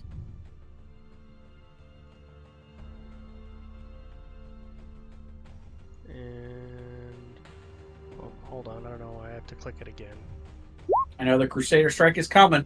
Yep. Oh, there we go. For 1 big damage, so Ooh. 11. 11. Yeah. This ogre's looking rough. And that's it for me. All right, Aram is going to go ahead and cast Bless at first level. He is going to bless all the 3 players that are here and in melee. Yeah. So Grudge, Galir, and Squid. You all are blessed. You know what? I feel blessed. Let's see.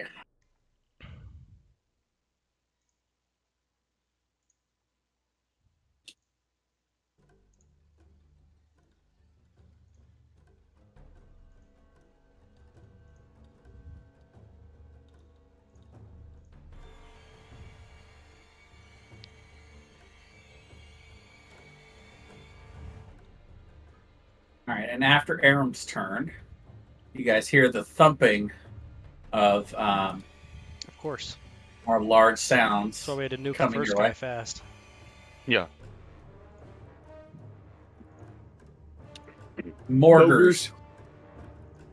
Moergers. More ogres. There we go.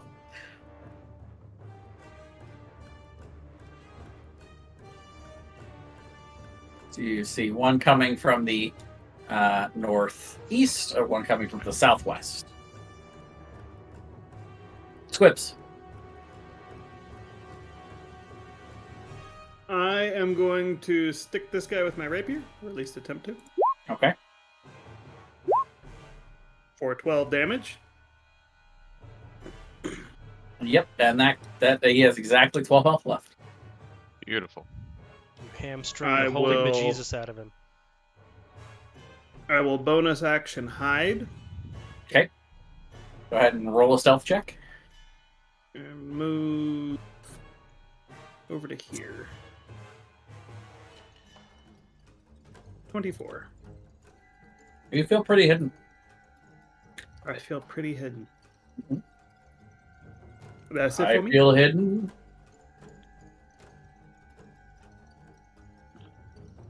All right, so these ogres are going to come running in.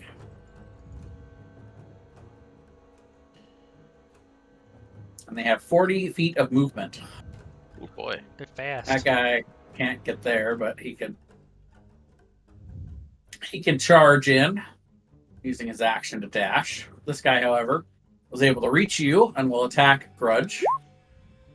Ooh, 10. Nope. Yikes. 10 does All not right. hit. Eat my shield.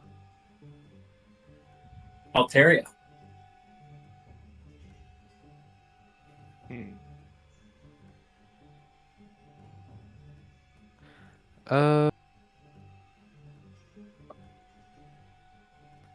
I guess. Yeah, I'll use inflict wounds. Okay. 15. 15 hits. Or 22 necrotic. It's a pretty high roll. Wow.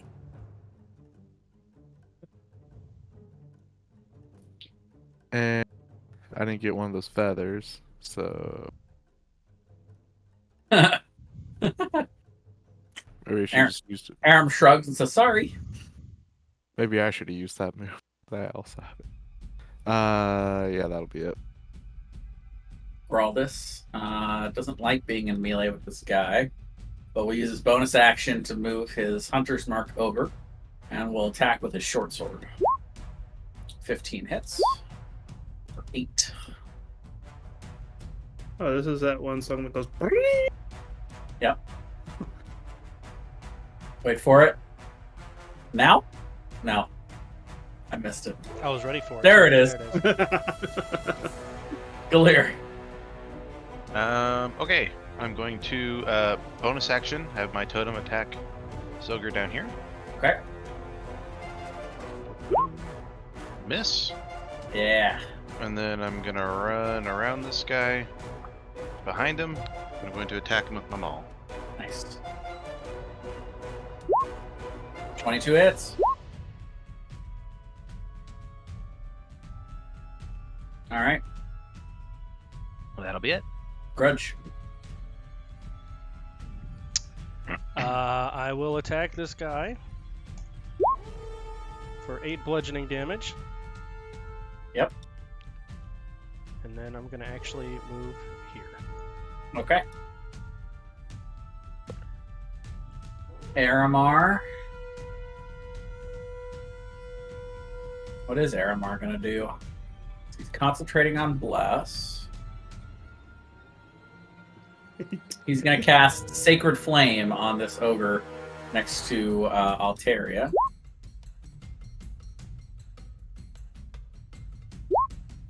That's definitely not happening. That's good stuff. 6 damage.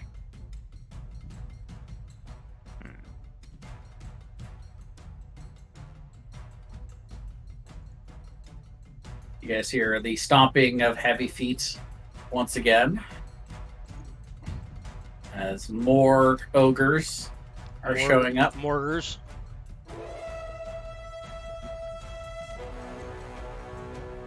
Alright, Squibs, you hold that one off. Squibs. I am going to shoot at this guy with my short bow. Okay. Because I'm stealth or hid successfully, that should be a 20. 20 will hit. And you're also blessed as well. Right, I am also blessed, and I do 9 damage to him. All right. Are you blessed by Sigmar? Holy Sigma. Alright. And I'm going to bonus action stealth and move Okay. again. I will move to here. All right. Go ahead and roll a stealth check to hide. 20. Okay. This ogre over here, he's going to run in this direction and try to find you.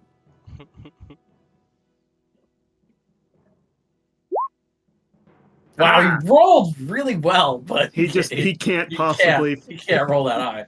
I love he the kinda- green 18. Yeah, he kind of wanders around and can't find you. That's funny. This guy will walk over here, Oh and boy. so I've got 2 ogre attacks, one for Galir and one for Grudge. All right, before you roll the one on Galir. Okay, well, too late. 24 for Galir. Nope.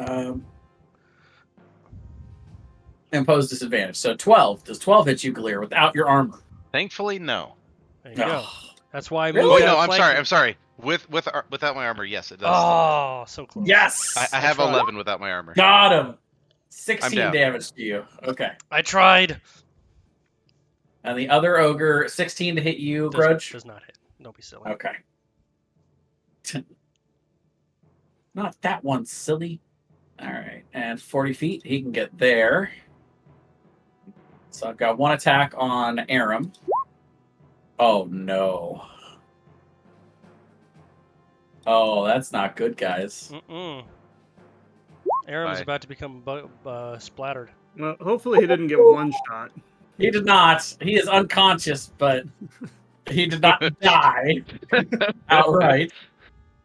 Oh, That was a genuine fear. When the other one rolled a 16, it's like, that might be 32 damage. there's a note here that says Aram has plot armor. No, I'm kidding.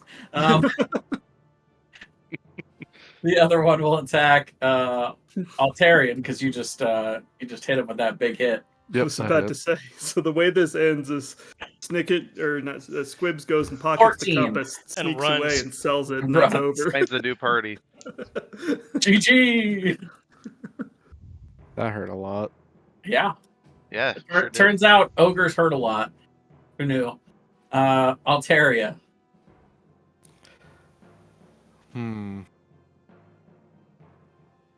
Well, I think no matter what, I'm gonna end up going down this fight.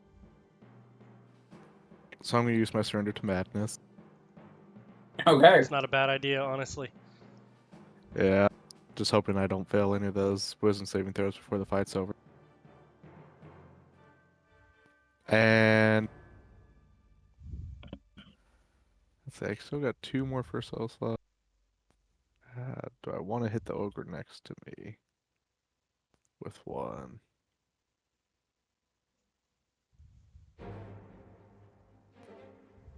Yeah, just make sure he dies. I'm gonna hit the one next to me, It's a or good idea. hopefully hit It's him the with right call. inflict wounds. Take him Okay. down. Take him down. 14. Yep, 14 hits, and 30 will take him down. Zap. Well, zappity zappity. And then I'll take a greater potion of healing that I don't have. Got it. Well done. Thank you. Graldis will pull his bow back out, and we'll shoot at this one that just downed Aram. And he would move his hunter's mark over with bonus action. Ooh, 13. Nice. All right. Clear. Do.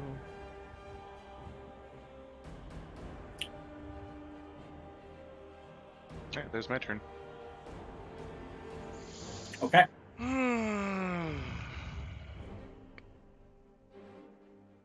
Crutch. I will use my action to lay on hands Galir for 9 health. All right. I live. And then I will You're a liver. use a bonus action to healing word Aramar. Wow. Nice.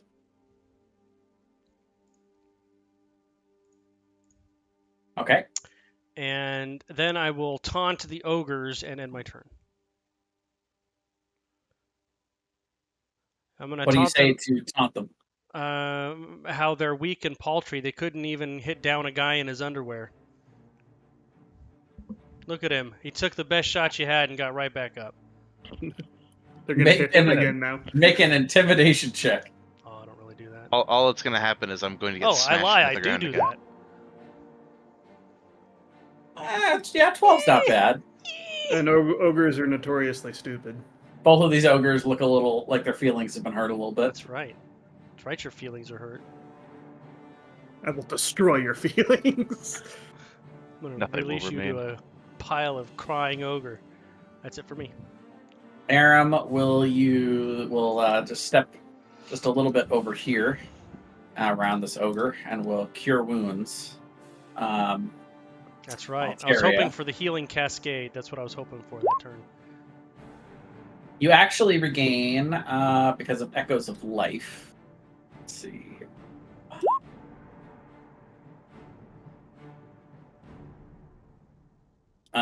13 health from that. 1 away from max. That was nice. It's a far cry from max, actually. You all see what I did there? But it's Yeah. Morgars at 60. Their initiative is 60, 80. Whoa! What is Keeps that? on going up 20 every turn. What is happening? I don't know, but it's at 20. They rolled incredible.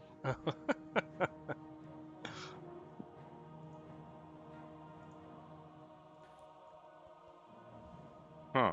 It's like compound interest, but with compound initiative. Compound Keeps on going ogres. up. Compound ogres is exactly right. There's 4 more ogres on your flanks. Alright, we can take it. We can do this. I gotta hope that's not true, because that would be that would be trouble. I mean, look at the map. It's real. There are 4 more ogres. Oh, we're in trouble, boyos. With Oh, just but the not- 3, we probably could have Oh, made it. look, this is a particularly fat ogre. I'm gonna leave it that way because it's funny. Squibs.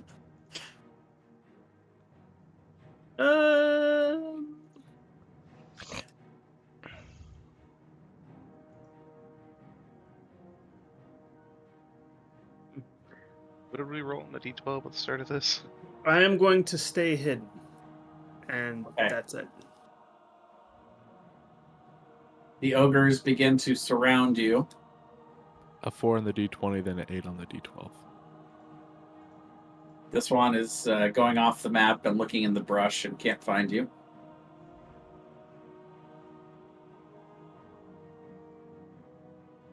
And they tell you to stand down. They don't want to have to kill you. And the ones that didn't have to dash to get to you, are all holding actions with their clubs. Altaria.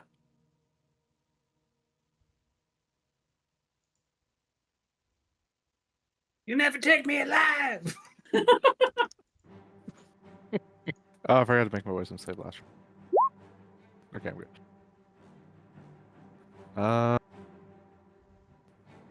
Hmm.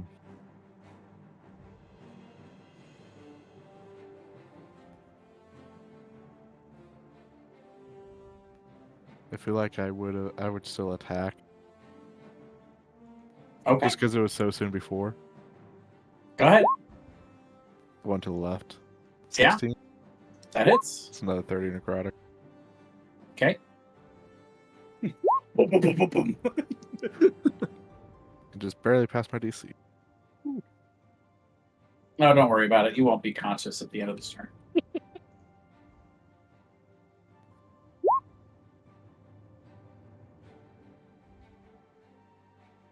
I guess it's only the first two. That would 25 probably and be 21? enough. I would have used my reaction to give the first one disadvantage. Okay. So yeah, 11 would miss. Yep. And then 12. Okay. Okay.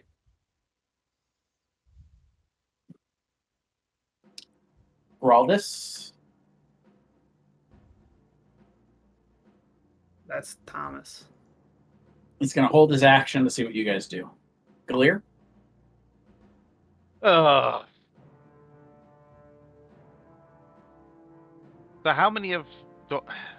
You are currently prone, and there are 3 ogres holding actions to attack if you do anything hostile. I will also hold my action to see what everyone else does. Okay, what action are you holding? I will hold... Can I stand... I'll stand up. We'll see what they do. Okay, that's fine. And then I'll hold my action to attack if Grudge attacks. Grudge? Yeah, I'll attack whatever target he attacks if I can reach it.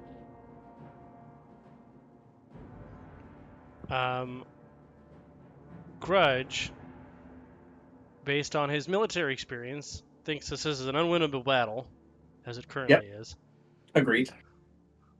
and will sheath his weapon. Luck of the dice. Well, before the 4 arrived, I think we were okay. Yeah, I think maybe we would have been alright, but... Yeah. So let's see, how many do we have here? 4, I think 5, there's 7 now. 6, 7, 8, 9, 10. We've killed 2. Yeah, with and 2 a of them half. dead. This guy is still over here. He's just off searching. He said, I can't find the little guy. And let's see. I'll whisper to Galir to keep your head about you, because when the Whisper Man comes for his compass, he's going to start attacking these ogres to get it. I just nod. As you guys stand down, you would see 3 more ogres Oh my that God. approach. Oh, there's so many.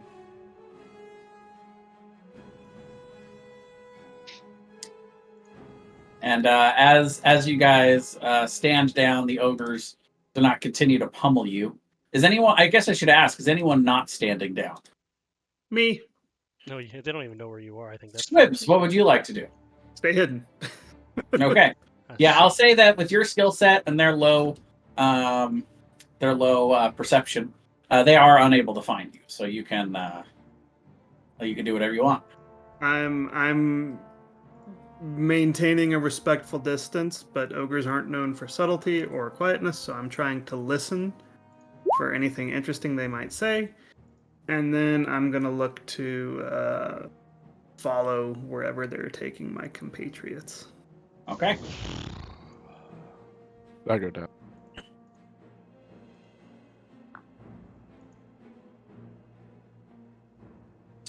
Aaron would cast Spare the Dying on you as soon as you went unconscious. And the ogres wouldn't have any kerfuffles over that. I just need to mark real quick that 2 of the ogres died. 1 second here. I love that fat ogre.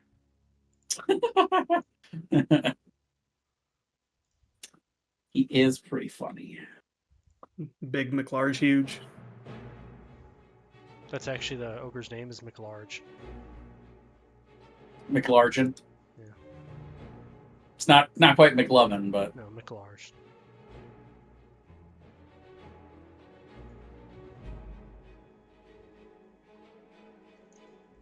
All right. Well, you guys have been captured by ogres. So what they are doing is they have, as you start to look around, you see that all of these ogres, they look fairly similar. They all appear to be from the Gorduni clan. And they do speak, they speak to each other in ogre, but they give you instructions in kind of broken common.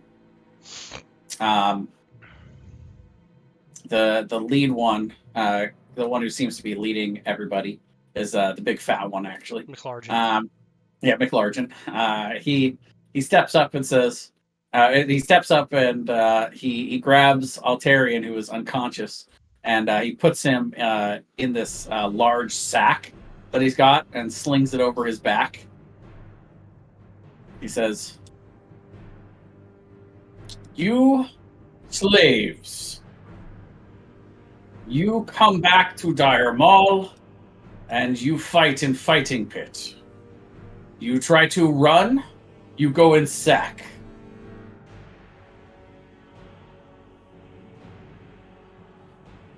Well, if the creatures in your fighting pit fight like you all, that shouldn't be a problem. I'm going to see if he understood that. 1 second. Good, no problem. You come fight in arena."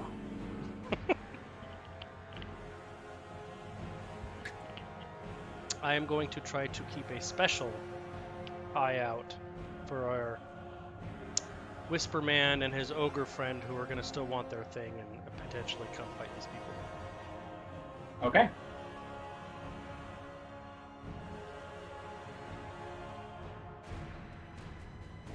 So you guys are all kind of tied up in a line.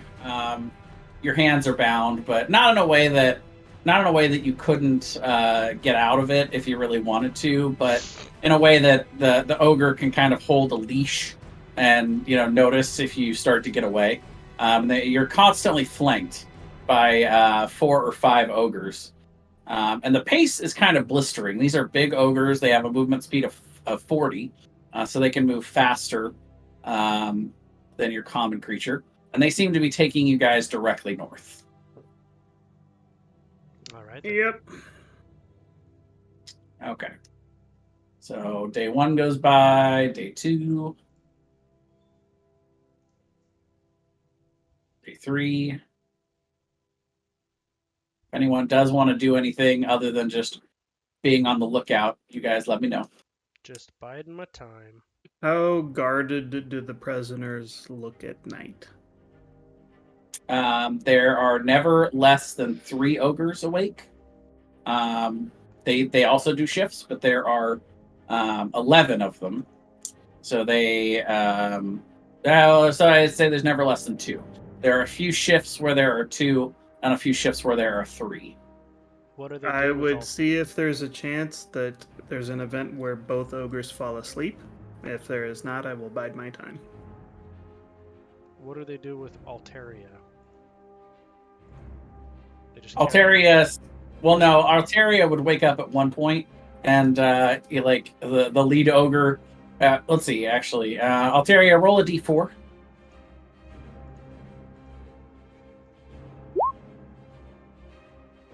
After 3 hours, the lead ogre would feel wriggling in the sack. That did not sound right. a twitch in the sack, as it were. As it were, the ogre's large sack is twitching. Oh, unfortunate. Yeah, And, Mary's Some all sort over of that creation sack. myth. He would grab the bag from the bottom and kind of, turn it upside down. You would come tumbling out very ungracefully. And he would repeat the words to you. As if you try to run, you go back in sack. I will use my last lay on hands to give you 1 extra hit point. Ooh. And you guys are given a little bit of their food, but just like barely enough to survive. Like you guys start to get pretty hungry around day 2 or 3. Day 4 goes by. Day 5. Well, I guess those guys didn't want that compass that badly. Yeah, you have not seen them yet. You don't know if they are tracking you or not, or what's going on, but you have not seen them. And on day 6 of your travel with these, you guys are getting very hungry, and you're getting kind of worried because these ogres seem to be taking you really, really far.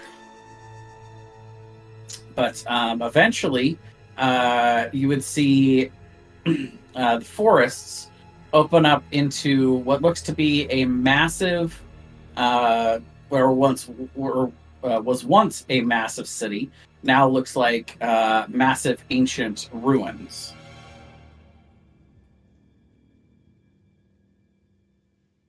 There's plenty of places for the goblin to hide.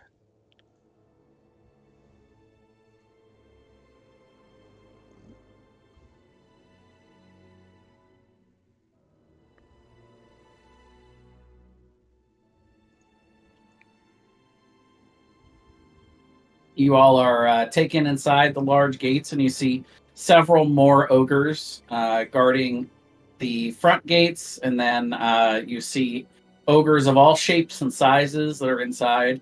You can see that this is a small ogre civilization that's taken up here in Dire Mall. And obviously was not originally created for them. You see a lot of elvish architecture and things that have stood the test of time, most likely through magic. But you also see that this is very overgrown. This was obviously an ancient elven city that these ogres have taken over. But as you guys are walked into the center of the city, you see this lead ogre. He opens up a small hatch in the ground, and one by one, you guys get tossed in, falling about 5 or 6 feet before landing in this small pen at the bottom, which it kind of opens up into this large prison area.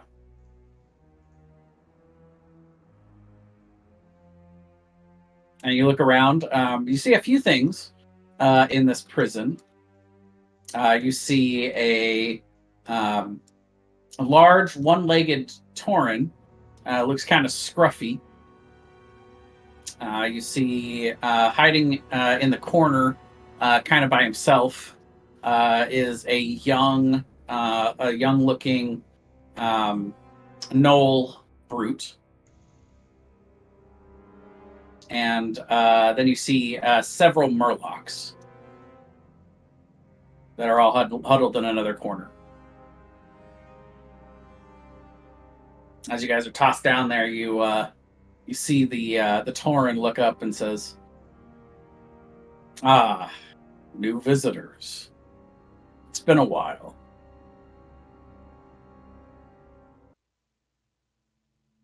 I will step up and say, Anu Balore Delata.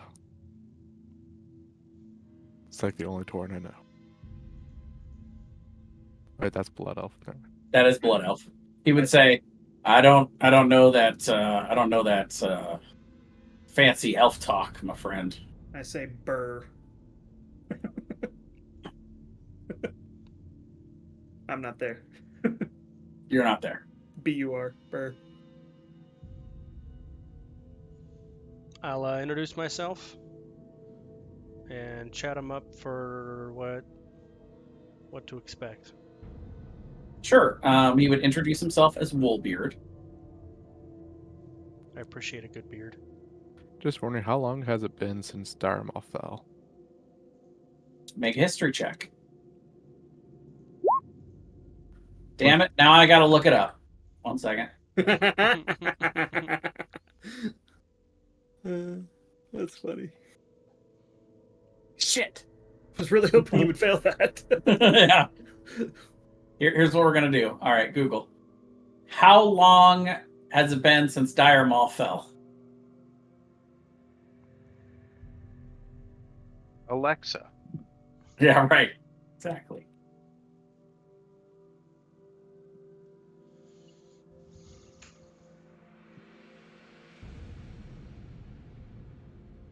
I like that when I click the picture to see it bigger, it just makes a same size No, version of it. not Darth Maul, Dire Maul. Damn it. I really want to know when Darth Maul fell down. When did the ogres claim Darth Maul for themselves?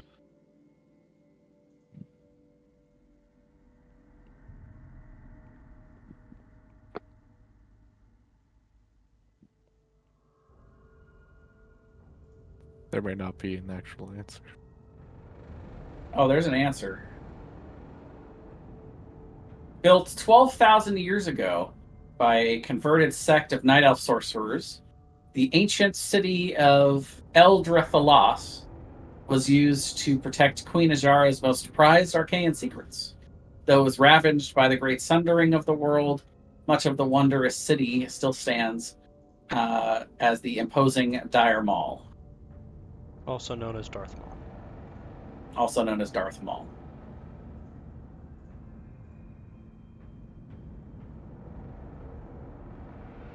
So it was during the Sundering that a lot of the damage was done to the city.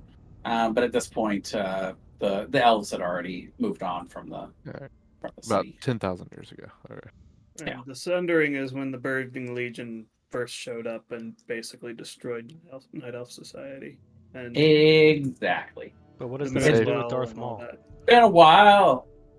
I could say if it was like 1,000 years ago, then I could have been here, but I guess not. All right. My person is over. So yeah, you talked to Woolbeard, and he gives you the 411 that each day some of the slaves most of the slaves will be brought out of the pens and lined up, and the king of the Gorduni selects which ones he would like to fight and how many fights he wants to see that day. As in the chieftain fights them, or he just has them fight each other? Oh no, they have us fight each other.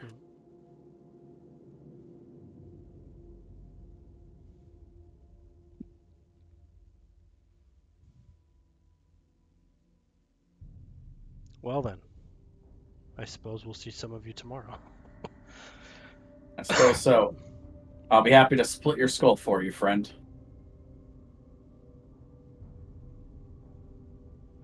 Does he say that with malice, or is it just matter of fact?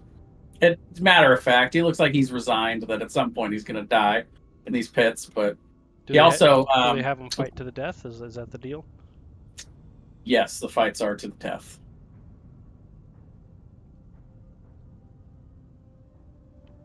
I've been here for 3 weeks. I gotta admit, I'm tired of killing Murlocs. 3 weeks later.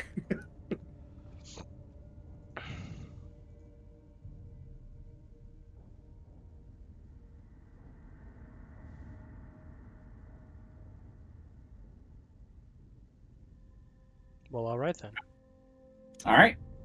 So, anything you guys are wanting to do while you're down here, or you guys just waiting for the waiting for the first opportunity to fight in the pit? I would make my way around and chit chat with people, be generally friendly. All right. As you guys start to approach the knoll, he gets very defensive, kind of like a dog that's backed into a corner. He's very slunken in. But so you guys tend to steer clear of him a little bit, but you do notice that Aram seems particularly interested in him. He pulls out his sketchbook and he starts sketching the knoll. I want to name drop him. Hey, we know whatever. What was that Chief Knoll's name we've met on the beach? Matriarch Cackle. Yeah, see if that does anything. Nothing. Yeah, I can't say I didn't try. All right, well, it doesn't want to be chatted up. I'll move on to the next. All right. You go and talk to the small gaggle of Murlocs. There's about 6 of them, and you start to try to talk to them, remembering what you had seen from Murky, and Communication's kind of tough. They seem to mostly understand you when you're speaking in common, but they do not speak common. They only speak Murloc. So the only real information that you get, as you kind of mentioned, Murky. They seem to have recognition. They seem to know the name Murky. All right. Well, I just want to try to be on friendly terms with as many as I can in the time that I'm down there. Okay. Go ahead and make a persuasion check.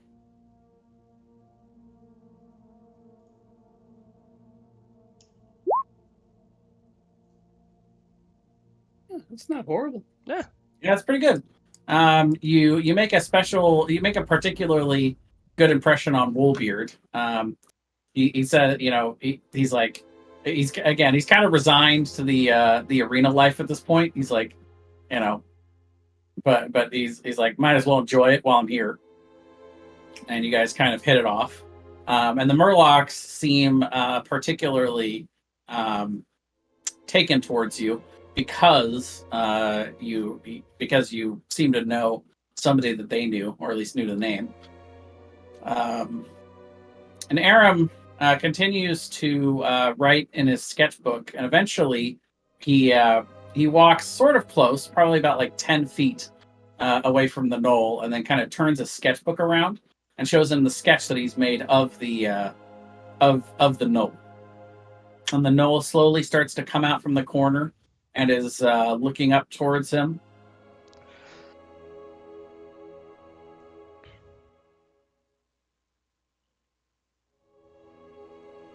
And he seems sort of mesmerized by the view of it, and then kind of looks kind of like he remembers where he is, and kind of growls at him. And Aram says, or you see Aram kind of have this light bulb moment where he looks like he has a sudden realization. He closes the book and straps it to his side, and he jumps at the knoll and kind of starts punching at him. And the knoll starts to scratch back at him, and they have a little tussle on the ground. Are any of you guys doing anything? I'm watching. Yeah. All right. They both take some hit points of damage, but then they kind of separate, and they both look like they're breathing heavy. And the knoll's about to attack, and he says, "Hi, I'm Aram."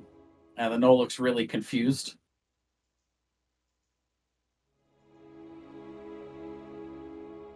Says, "I just wanted to show you that I'm strong too. I can see you're strong." The knoll looks really. The knoll doesn't really know what to do about that, and he looks like really confused and just kind of goes back into his corner and is just staring at Aram. Is staring at him with like any sort of anger or malice Like in he's his eyes? confused. No, like he's Okay. confused. Like he doesn't know what just happened. Just want to know if we need to be on the lookout for him during the night or anything. Aram comes back over and, is kind of healing himself.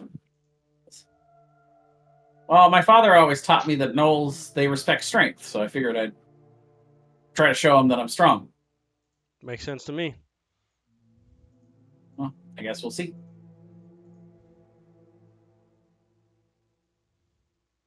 You guys are able to take a long rest while you're down there.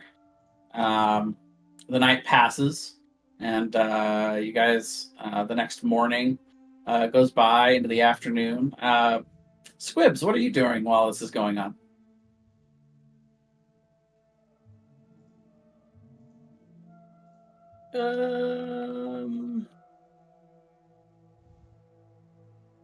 There is only one frontal entrance to Dire Maul, which is well guarded by the ogres. You would notice, though, that the entire city seems to be surrounded by these large, thorny vines. Like, these vines are really thick and they have barbs on them. As you're kind of inspecting, if you wanted, you could try to. You're small enough and nimble enough. You probably could navigate your way through the barbs to try to enter into the city from any direction that you'd like. And there are several parts of the city that have been destroyed enough that you could climb over some rubble and get into the city if you really wanted to. Well, the first thing I would want to kind of do is just go around the perimeter Mhm. and kind of get the lay of the land. I want to see if there is anything to suggest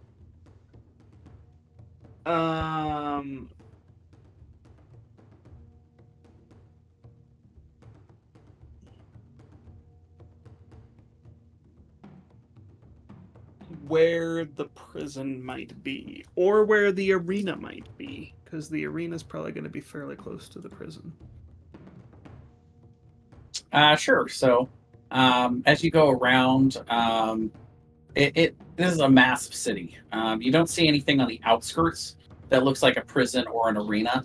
So the only thing you really learn from a perimeter search regarding those things is it's probably somewhere closer to the center of the city, Okay.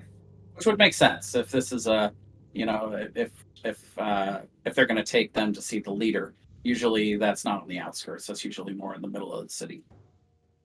Right. Is there any cliff or trees that are high enough for me to get a look inside the city? And there are definitely trees around. But are they high enough to matter? Are they taller than the walls of the city?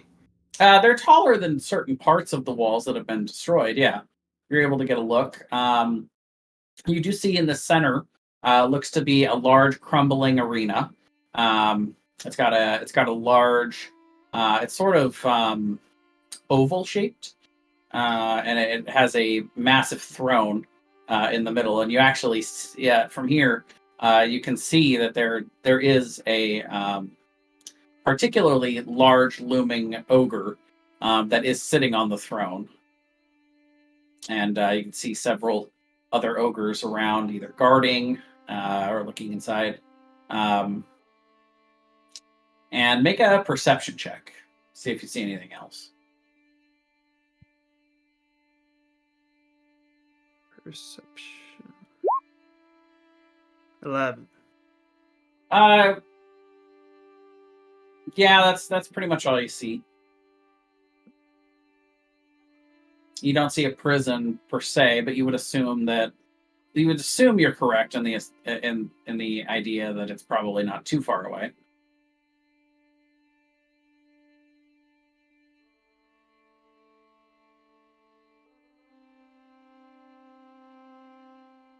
Okay. So I would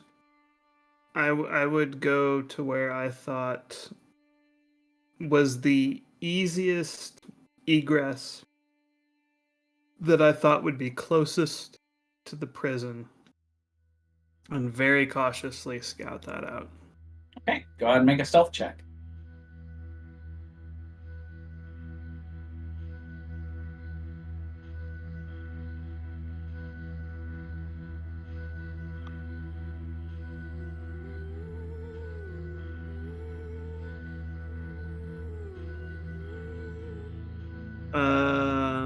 Okay, stealth.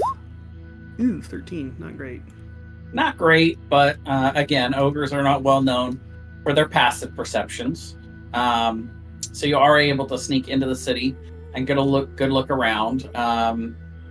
You do see that as you kind of scout around the arena area, there does appear to be an outlet in the southern portion, like across from where the throne is, that kind of spills out into the arena proper. You would assume that the prison feeds through that area. So it is kind of in plain sight of the Ogre King. Okay. What time of day is it? What time of day would you be doing this? Probably I wouldn't do this until night. Nightfall. Then yeah, I would say that. Yeah. So if it's at nighttime, the ogre is sitting there, but you would assume he's probably asleep. And there are still guards. You see occasionally there's a shift change, but there's always several guards around.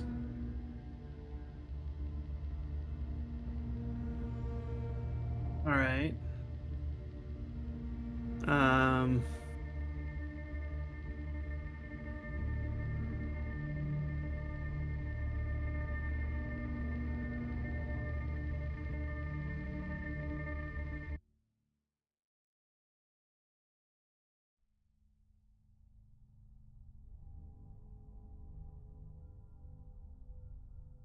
Anything else you want to do?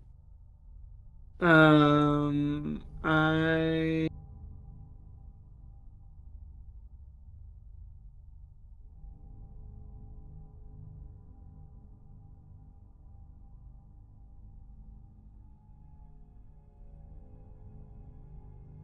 I want to. So there's got to be more than one more than one entrance into the prison. It can't just be.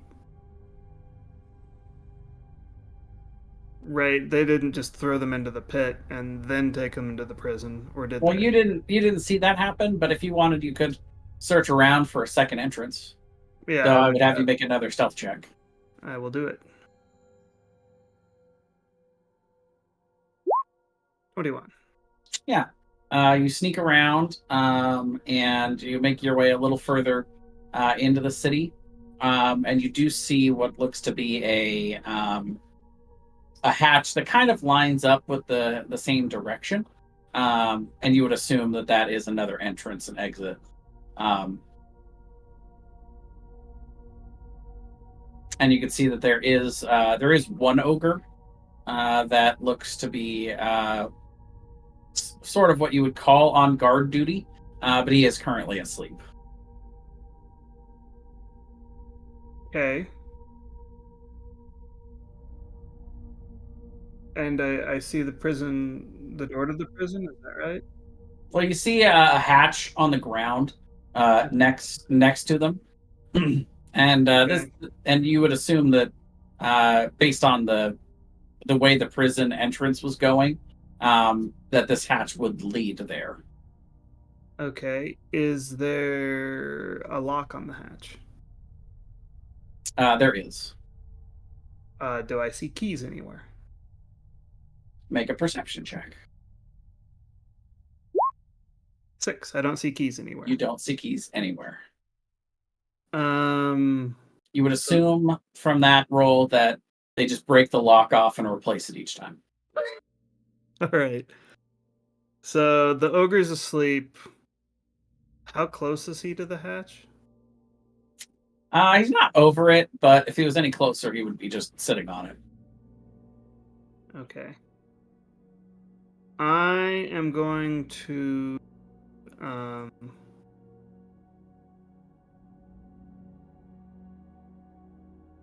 gonna try to pick the lock on the hatch. All right.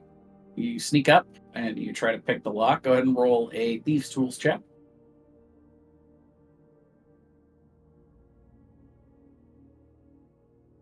And that would be Dex. 15?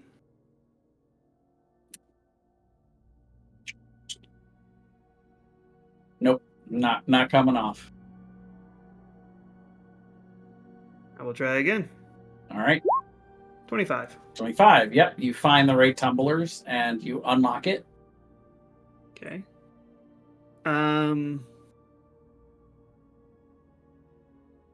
Would you say that I have I might have like a lubricating oil and a tinkerer's tools set? Yeah. I will lubricate the hinges of the hatch so that they hopefully don't creak. Okay. And I am going to open the hatch. Okay.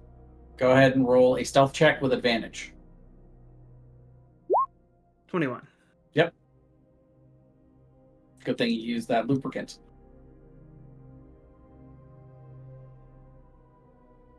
Okay, you open the hatch and you see about 5 or 6 feet down is the lower floor, and you see your friends and several other prisoners that are sitting down here.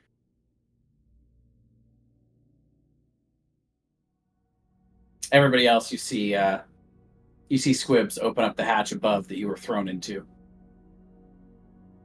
I'll But put my finger to my lips in like a shh gesture. Is it clear to And blow then- out of here, or are you just finding out where we're at? Just finding out where you're at for now. Let me see if I can find your stuff. There's a guard up here that's asleep, but if we can find your stuff, maybe we can take him out quiet and get out of here. All right, I'll make sure we're all ready. and I'm going to look around for, quote, their stuff. It looks like it looks like they didn't take their stuff. Looks like all of their stuff was thrown down in the pit. Oh, we have our stuff. You have your stuff, Oh, yeah. well, there you go. In that case, I'm gonna... Don't look for it, we have it!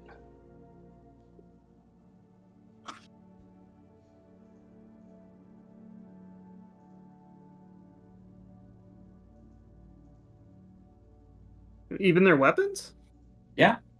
I mean, they were just gonna have us fight to the death, so... The ogres didn't seem to mind.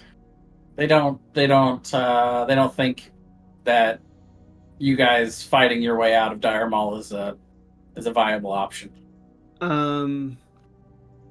Okay, so does the ogre have any way on him that looks obvious to set off an alarm? Yes, he has a horn. I am going to use my dagger to try to cut the strap that holds the horn to him off.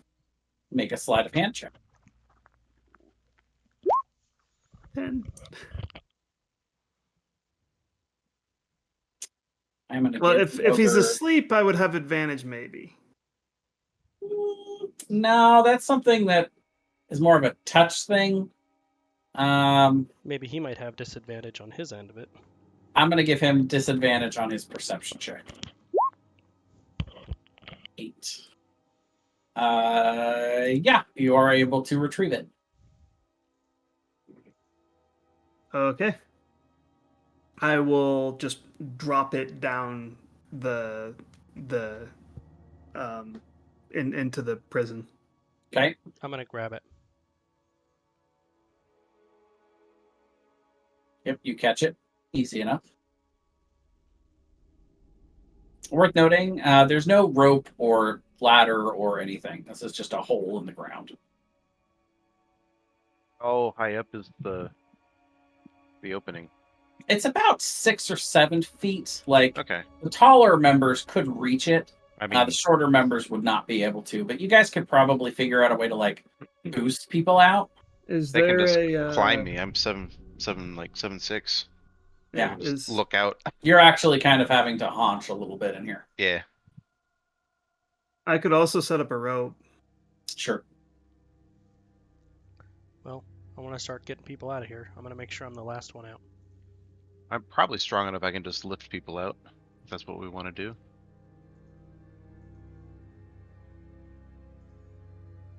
All right, so as you guys are starting to do this, I'll have everybody roll a group stealth check, assuming you're trying to do it boy. sneakily. Oh yeah, I think that's a wise assumption. So I wasn't wearing my armor when we got captured. Do I have my armor back? Yeah, they would have. Yeah, you would have been able to Okay. grab your stuff. So I'm sure I would have put that on by now. I am readying an attack on the ogre with my rapier in the event that he starts to stir. Like, I'm not even going to wait for him to be fully awake. If he starts to stir, I am going to attack him. I want to suggest to Squibs, while we're starting to get people out of here, why don't you ninja your way somewhere else and blow that horn? And then run like hell away from wherever you blow the horn. Yeah, right. I could try that, but first, Well, I just went Aussie. Uh, God damn it. Crikey, mate. That's a great idea. right, I could try that, but worry about this guy here first, you know. But yeah, I think that's a good idea. I think we should make sure we get everyone out and maybe take this guy out if we need to because we kind of got the drop on him already, right? Let's do it.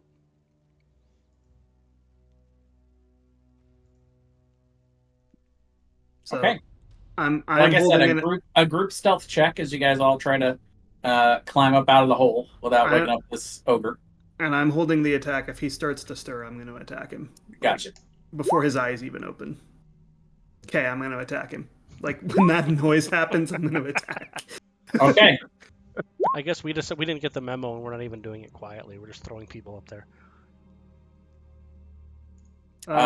16 hits, and I will give you both advantage and an auto crit because it is Because he's asleep. He's asleep. Sweet. He's unconscious. So that's another 9 damage on top of that. So that is. Let's see. We're doing this all in theater of the mind. I apologize.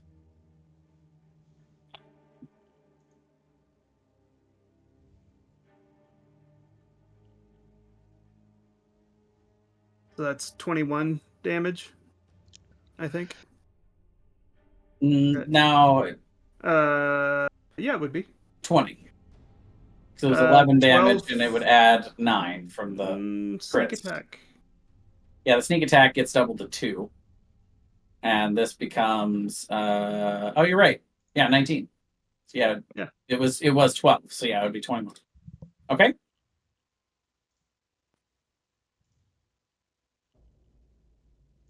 All right. And let's see.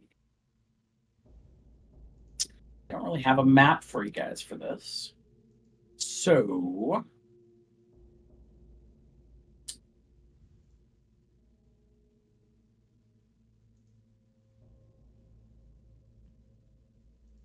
I'm going to put you guys back on the previous map, but that's just so that you guys can keep track of your tokens. We're doing this theater of the mind. Otherwise,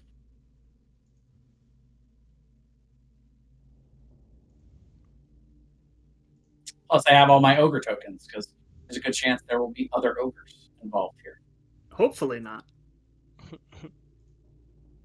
Yeah. Go ahead and roll initiative.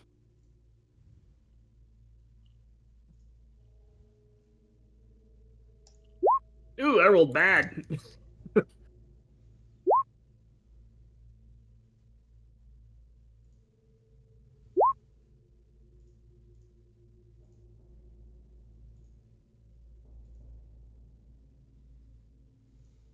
Okay, good. We got 3 other people going before the ogre, though. Maybe we can kill him.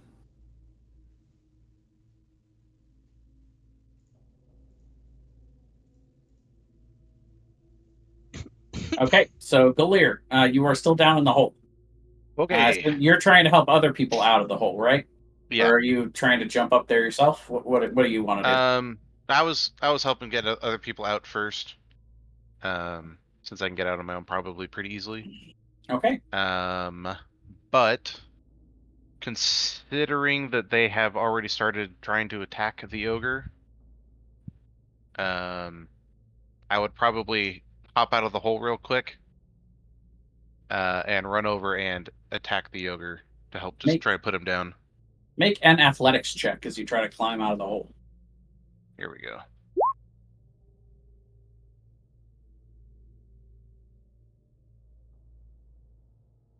Let's see.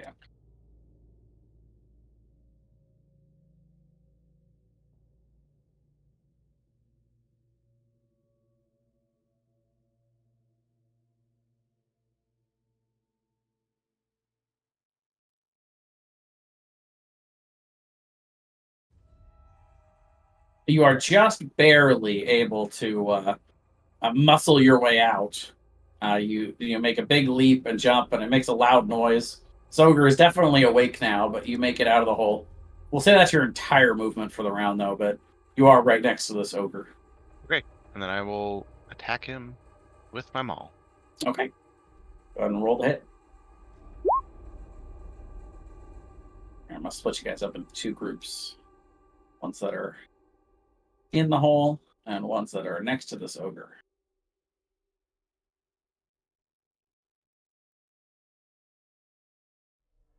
Uh, 15 hits. Oh. Okay. Altarian. Can I see the ogre from inside the hole? Yeah. All right.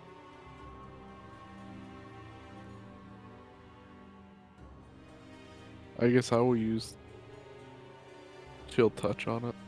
Okay.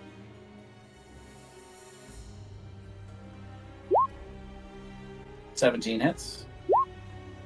Or big old 2. Okay.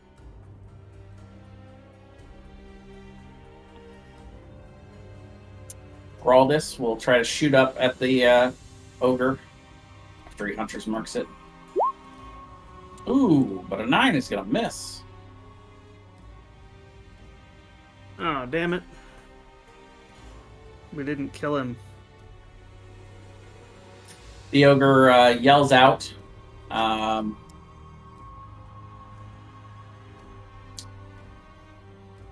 He kind of gets up, but he's groggy, and he look. Prisoners! He yells something in ogre, unless any of you guys speak ogre. You would assume it's something about the prisoners breaking out of the pen. Can I have retconned something? That I would have What's that? stabbed him in the throat with the attempt to disable his voice? No. Okay. I might have let you get away with that if you had done it beforehand, but not retroactively. No way. And then he will grab his club, and he will swing his club at Squibs, who just stabbed him. 13's gonna miss. Okay. Grudge.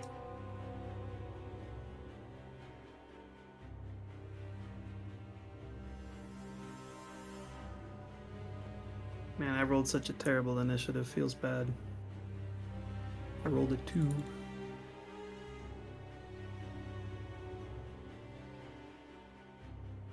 You there, Grudge? Oh, shit, I said something and then I realized I was muted so I wouldn't cough at you guys. I'm going to continue to help people out of the hole. Everybody, though, not just us. I want everybody up and out of there. Okay.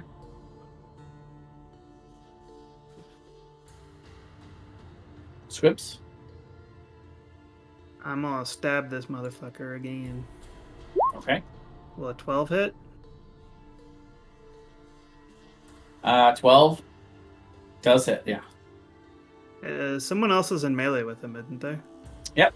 Yeah. Clear. 11 more. Okay. Is he still All up? right. He is. And, He's more durable than the other ogres. The ogres just have a lot of health. You guys crushed those early ones. Let's see. Oh, and Aram would be at full health by now. Let's hop him back to 13. And I forgot to roll initiative for Aram.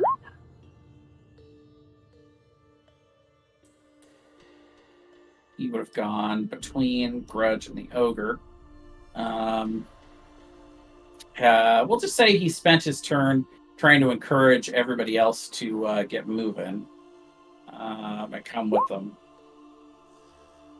He was able to convince the Murlocs and Hackle seems like he's interested, but he's maybe a little timid. The Knoll, I should say. But Woolbeard is just sitting there. He's like, I don't know what you guys are doing. You guys are not going to escape. Though, yeah, the one-legged Tauren is not joining you for this. Let's see. And then at the end of Squib's turn, let's see. 4 additional ogres heard that call. And are going to come running. They're not here this turn, but they're in the area, we'll say. And by the next turn, they will be at the hole.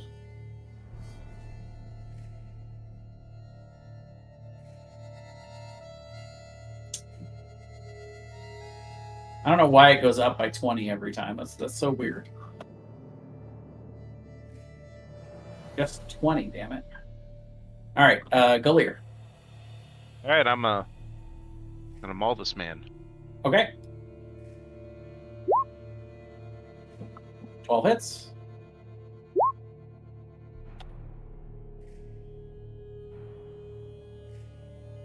Which reminds me, by the way.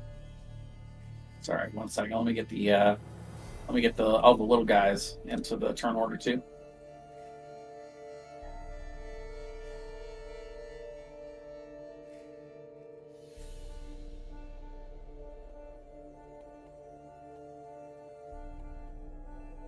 They're not Sahagwins, damn it. They're Murlocs. It's wrong. Wrong.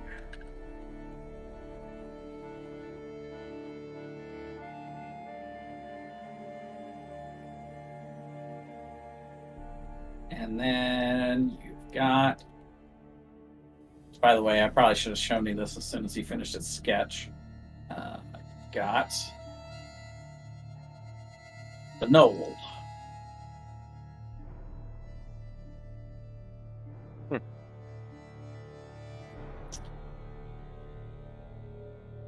I guess technically you guys don't know his name yet, but that's Hackle. Who's also down there with you. Knoll Fang of Yanogu. Damn it! I hate these tokens.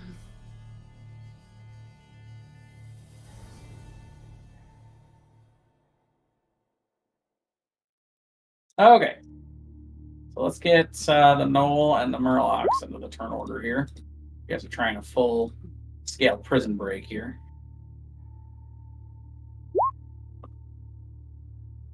Sorry, I didn't have a map for prison break. I clearly wasn't prepared enough. Lear, I apologize. Have you taken your turn? Yes. Okay. Then it is Alteria's turn. I guess I will try to get out of the hole this time. Okay. Go ahead and make an athletics check with advantage because Grudge is helping you. 10. Grudge offers you, his hands to try to boost you. You put your foot on his hands and he lifts you up, but you kind of lose your balance and you smack your head on the side and you fall back prone. You are unable to get out of the hole this turn. DC's higher than 10? Wow. It is higher than 10. I'll get up and cast Toll the Dead on the ogre then. This loud gong sound above this ogre's head. What could possibly go wrong? I mean, they're already coming. So. He already yelled. That's true, they are. Oh, in fact, oh lord, they come. 10. So that is a failure. It takes 2 damage. Ooh, roll those big 2s today. What would you guys like Graldus to do? Attack the ogre. Kill the ogre. Okay. You will shoot at him again. Down in the hole. 11 just hits. And the ogre is dead. And now we all jump back in the hole and pretend nothing happened.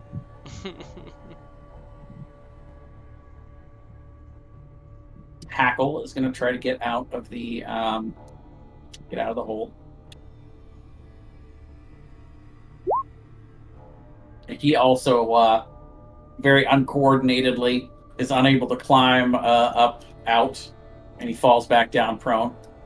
And he looks embarrassed and angry. Am I the only person that's not in the hole? No, you and Galir are not in the hole.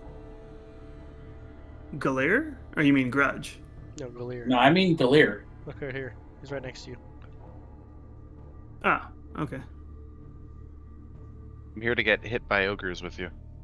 Oh, they arrive this turn? Yeah. I thought they were arriving next turn. Oh, you know, you got a good point there. That's tough because I've got the ogres showing up and then I've got their turn. You know what I'm going to do? I'm going to say 13 was that original ogre. I'm going to say the rest of the ogres will go on 20 from now on. That seems fairer. So they haven't arrived yet, or they have? They have not. They are. Okay. They will now be going on turn 20.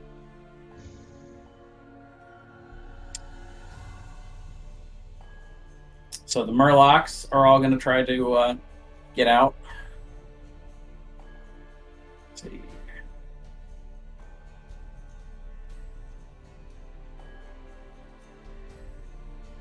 I wasn't expecting to use Murlocs for combat. Let's see. Oh my god, everybody is terrible at getting out of this hole. Get out of the hole, people. It's only like 6 feet up too. I know. 6 or 7 feet. You know, that's still like you gotta do like a full pull up. That's not easy. I mean, I'm 4'10", so if they're standing on my shoulders, it's not too much further than that.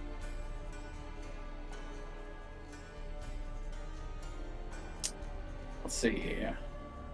One more. So now 1, 2, 3 of the Murlocs make it out and join you up here. And each of the Murlocs have a spear and a net. Aram will try to climb out of the hole.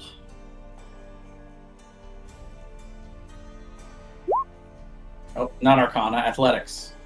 No, Athletics is a -1, so yeah, Aram is also still in the hole. I'm getting frustrated now. Grudge? I'm gonna tell Aram to help people out of the hole, and I'm gonna get out of the hole. Okay, he will try to help you get out of the hole.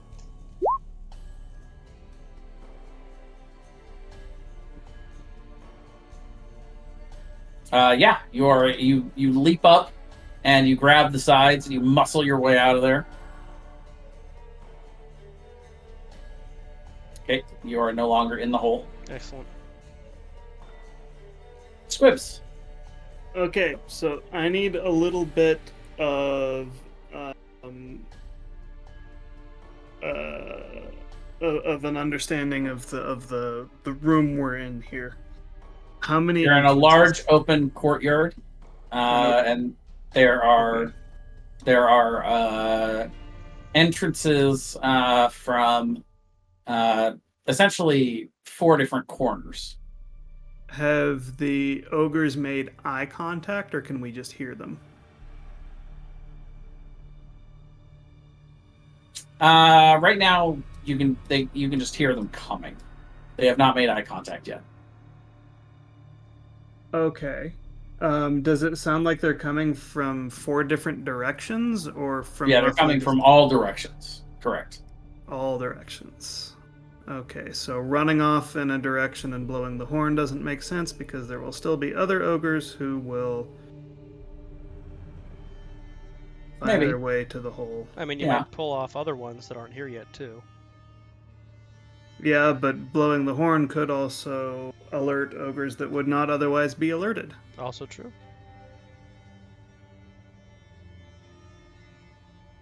I have an I intelligence really wish we of could have 8, burned so... that guy down before he yelled. It is what it is. I have an intelligence of 8, so I will defer to your superior goblin intellect. I have an intelligence of 14. I'm a fairly smart goblin. I'm a fairly dumb dwarf. Squibs, what would you like to do? Is there a direction I can tell that the ogres are definitively not coming from? Make a perception check. Roll a d4.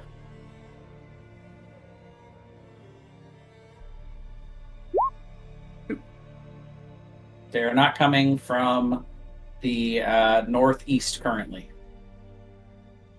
Okay. Then I am going to run south I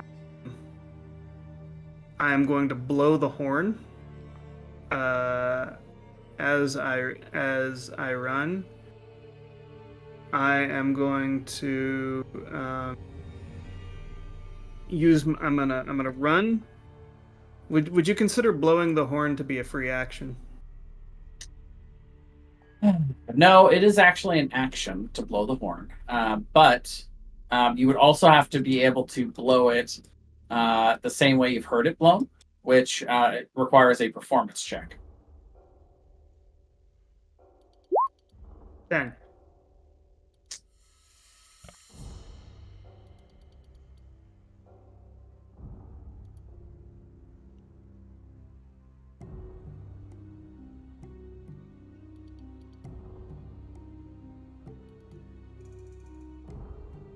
As you attempt to blow the horn, it doesn't sound exactly like what it sounds like to have an ogre blowing it with the giant lungs and the low bassy.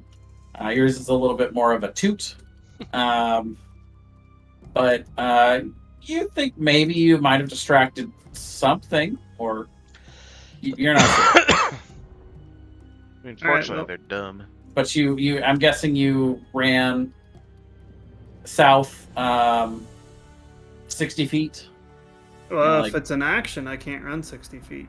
I can Bonus run action, 30 you can feet. dash. Yeah, I could bonus action dash. Yeah, I'll bonus action dash. Okay. All right. So it's at this point these ogres would come in. So they were not fooled.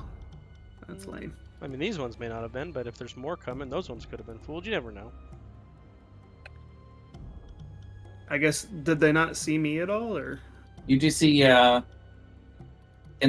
hear in the distance more ogres seem to be going towards the south, towards the sound. There you Okay. go. So you may have bought us a winnable battle instead of a non-winnable battle. These ogres grab their clubs and tell you all to stand down and get back in the hole. Otherwise, they will attack. Billiard. Okay. See, do I have any good spells? Oh, question. In our travels up here, did we get the benefits of a long rest? You did. Okay, let me reset my stuff then. They weren't great long rests, but they technically counted as a long rest.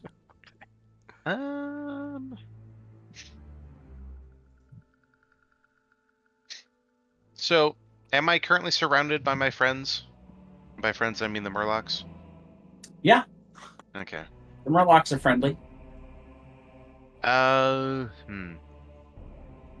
don't want to hit them with it. Red is also right there. I will just maul the closest ogre Okay. and see what happens afterwards. You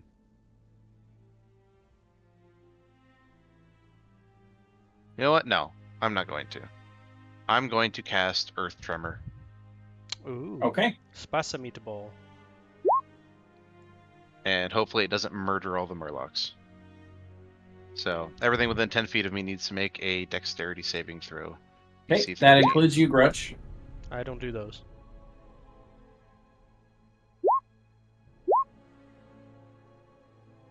Oh, look at that. 2 passes, 2 fails. So the ones that fail take 1d6 bludgeoning damage as they fall. All right, so these guys are prone.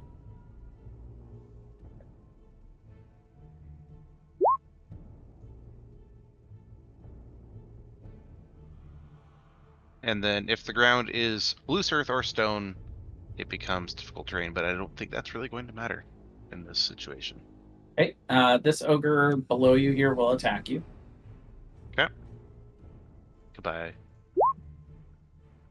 Uh-oh. It's one shy of insta-killing me, so I'm just down.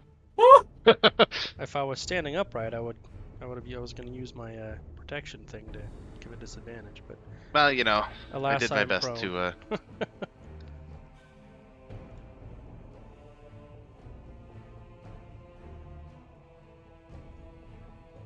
Ogres hurt. They do, Beefy boys. as it turns out. Altaria.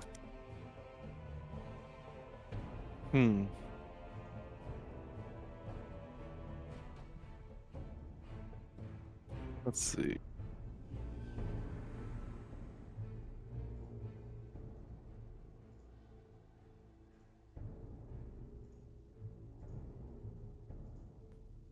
Well, level 2, I don't have any good spells yet for this situation. I guess I'm going to just use Toll the Dead on this ogre that's prone. Okay.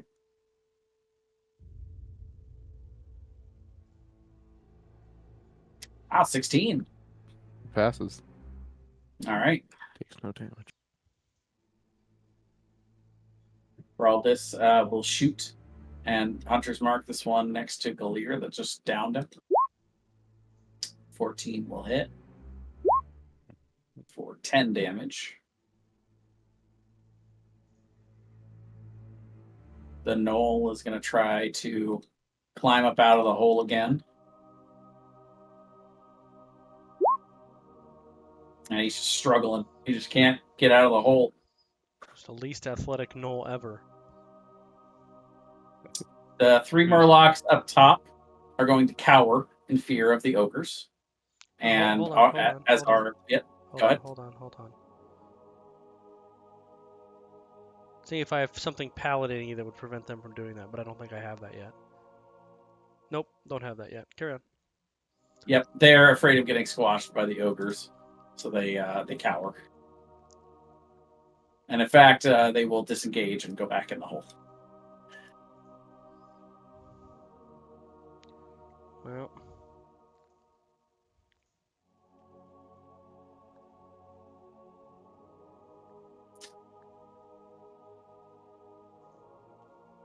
Aramar is going to try to jump out of the hole.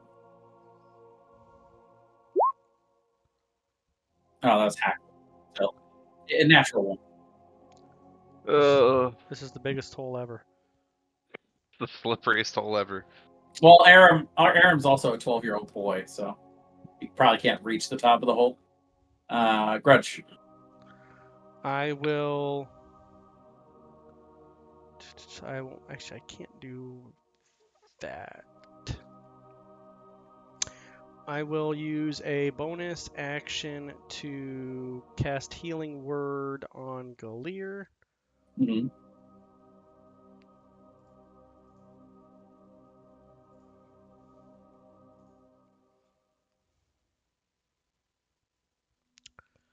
And then I will taunt them and take the dodge action.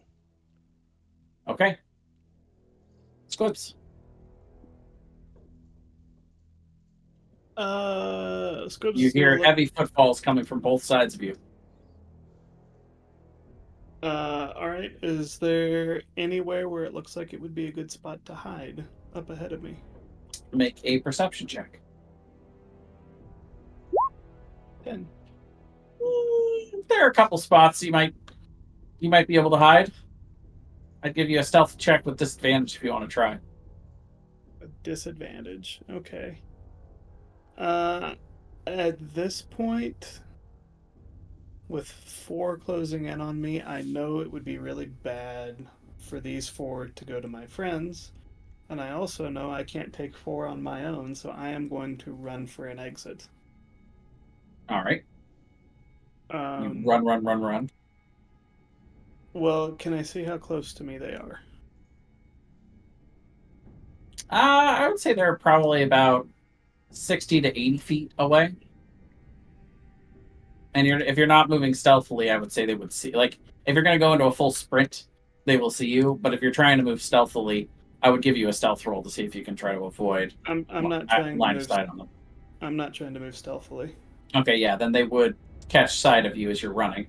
But you think that you're fast enough, they probably can't catch you. But maybe. Who knows? Well, But if you're running full speed, you could probably avoid them. I'm worried about running into ones that are like further along my path in front of me. It's completely possible. You're in the middle of a large city full of ogres. Yeah. So I am going to run, bonus action, dash, action, take the dodge action. Okay. Noted.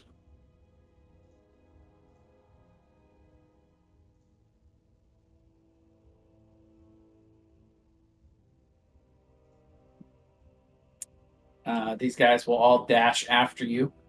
I'll say that they're still, even going full movement 80. They're still probably about 50, 60 feet behind you, but they are running after you and shouting. Okay. This guy is going to walk over here, and Galir, you actually are at 4 health. Be back 4 here. Oh. But this ogre right here is going to try to grab you and toss you back in the hole. Are you resisting? Yeah, why not? Okay, then make an opposed athletics check with disadvantage because you are prone.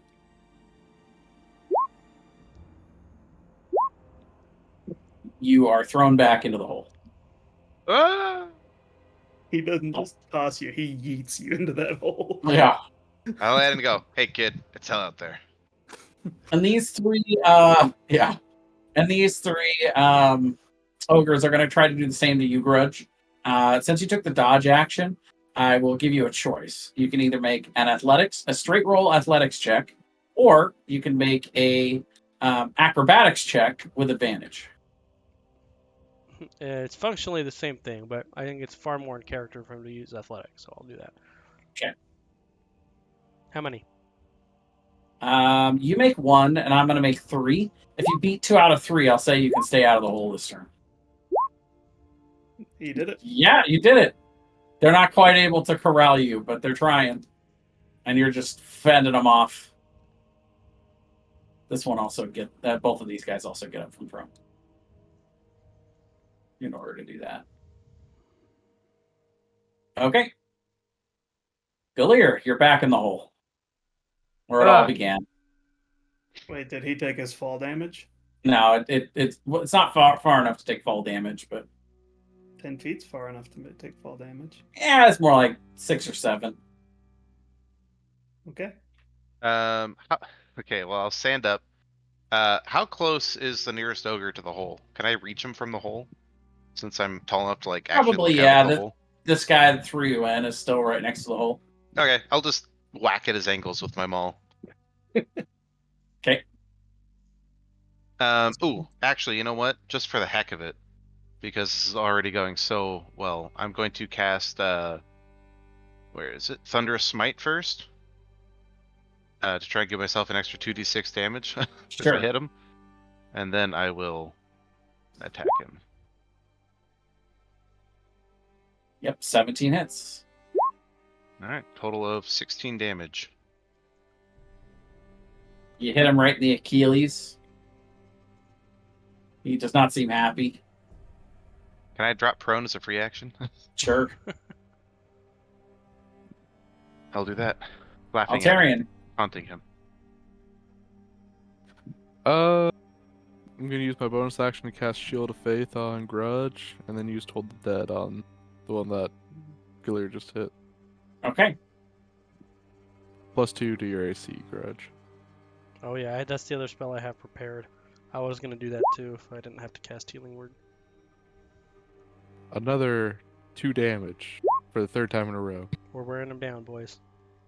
Yeah. And that's it. You'll be through this army of ogres in no time. Geraldus will continue to attack. 22 hits. 10 damage to that same one that you guys are chipping away at. Hackle's going to give it one last shot to jump out of the hole. Get up here, Hackle. God, No. he sucks. No, he does Worst suck. He roll falls ever. back down. And he's so frustrated, he's going back to his corner. He's no longer He's he's gonna no longer trying to escape. He's gonna Uh, pout. The Murlocs are all cowering. Aramar says, "Guys, I don't think we're gonna escape. There's too many of them." yeah, but we might as well make him pay for throwing us in here.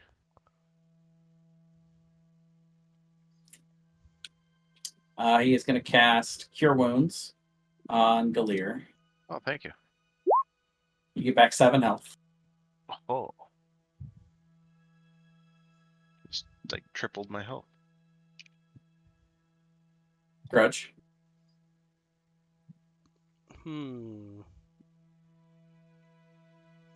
Not ready to go down yet. I will take a dodge action again. I'm gonna make him earn it.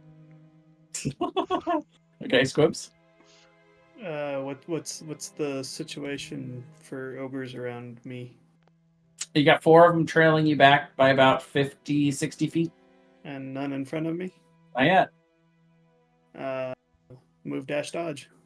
Okay, you're making your way to the exit. Dodge, The closest duck, exit. dive. Yeah. Dodge, duck, dip, dive, and dodge. More ogres are up to 80 now. I guess it adds 20 every turn. So weird. You guys would at this point see more ogres coming in at the top, seeing what the I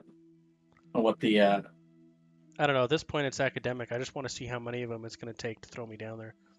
The ogres will take the throw a grudge down a hole. All right, all 4 of these will go ahead and do the same thing. Bring it, nerds. So now you got to beat 3 of them. Nah, that won't do it. So close. I beat 2 out of them. Tie 2 another. out of 4. Well, I tied the other, but yeah, meets it, beats it in this case. Well, actually, you know what? No, it's a check, so it's a roll off. So roll again for that 3rd one. No. Aw. They got you and throw you back in. Rollies. And they don't see any other prisoners, so they shut the door and relock it. Well, we did kill 1, guys. Next time, we'll get another one. We'll wear them down. Eventually, we'll get them all. It's not like they can come in here and fight us, so. I mean, they could. They just don't want to because you're their entertainment. Meanwhile, Squibs, I'll say that with your skill set and your speediness, you are able to escape Dire Maul if you would like. I would like. Okay, and you are able to escape. So now they're all talking about this silly little goblin that has snuck in and is somewhere in Dire Maul in their keep like a rat. That's just what I want to be. A rat. Schnick it again. Exact. Got it. Alrighty. Well, you guys would notice that there's a lot more ogres speak from above, and you guys would assume that means that after your attempted prison break, they've assigned more ogres to stand watch over the hatch above you. But eventually, you guys would complete a long rest, so you guys can go ahead and take your long rest. And the next morning, you guys see, you guys would hear the clanking of metal coming from one end of the pen as these metal grates kind of raise up from one of the walls and opens out into a large arena. And you see several ogres that are stationed over there. They call down. They call out into the pit, telling everybody to line up. Can I be observing this? Sure. Cool. We'll say you snuck back in at some point and Well, I want found to a be good hiding spot. like on top of like a tree or something where I can like look down and see. Okay. Is my assumption here that they're trying to pick out people to go fight? Is that what we think is happening? Yeah, you see Wolfbeard stands up, and again, this is a one-legged Tauren, so he's kind of hobbling about, and as he goes out to meet them, they present him with a kind of a like a almost like a prosthetic, but it's very it's almost more like a peg leg that they give to him, and he says, "This was my reward for the first time I tried to escape. I don't know how you guys got off so easy." And he starts hobbling over. If it becomes clear that they're trying to pick people to go fight, I'm gonna try to position myself to get selected. Okay. And before we go out there, I'm actually going to cast Magic Weapon on Grudge's weapon. So it's +1 for an hour. Okay. Cool. So basically, what they do is they have a large chain that they have, and they essentially tie all of your hands to the chain with rope. And so when they say get in line, one at a time, they tie your hands to this long chain, and then once everybody once about half of you are tied to the chain, the ogre leads you guys out into the open arena space, and they do the same thing with another chain with about half of you.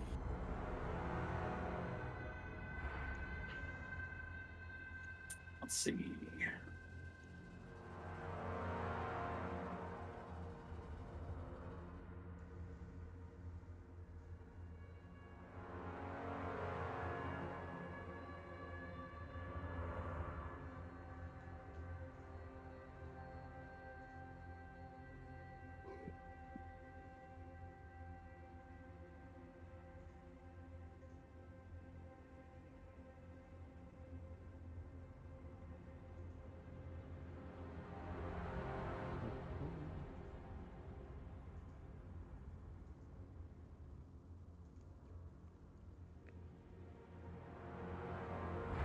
And you guys are all let out into this large open arena. You see there are several ogres that are up in the stands that are kind of, cheering as you all get let out. And you see a particularly large and armored ogre that is sitting up on top of a throne. You see he's got a small female ogre that looks like is serving him, fruits and other foods. And as you all are let out, he kind of shoos her away and calls out into the courtyard.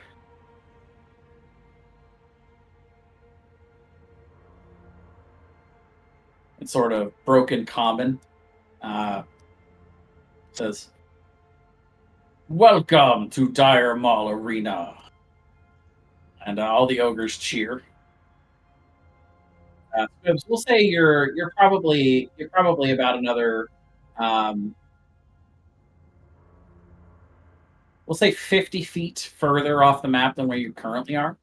Do you want to try to get any closer, or do you want to stay that far away? Who, me? Yeah. Like I said, where you are on the map right now, you're probably about 50 feet further than that. I would stay where I am for now. I am observing. Okay.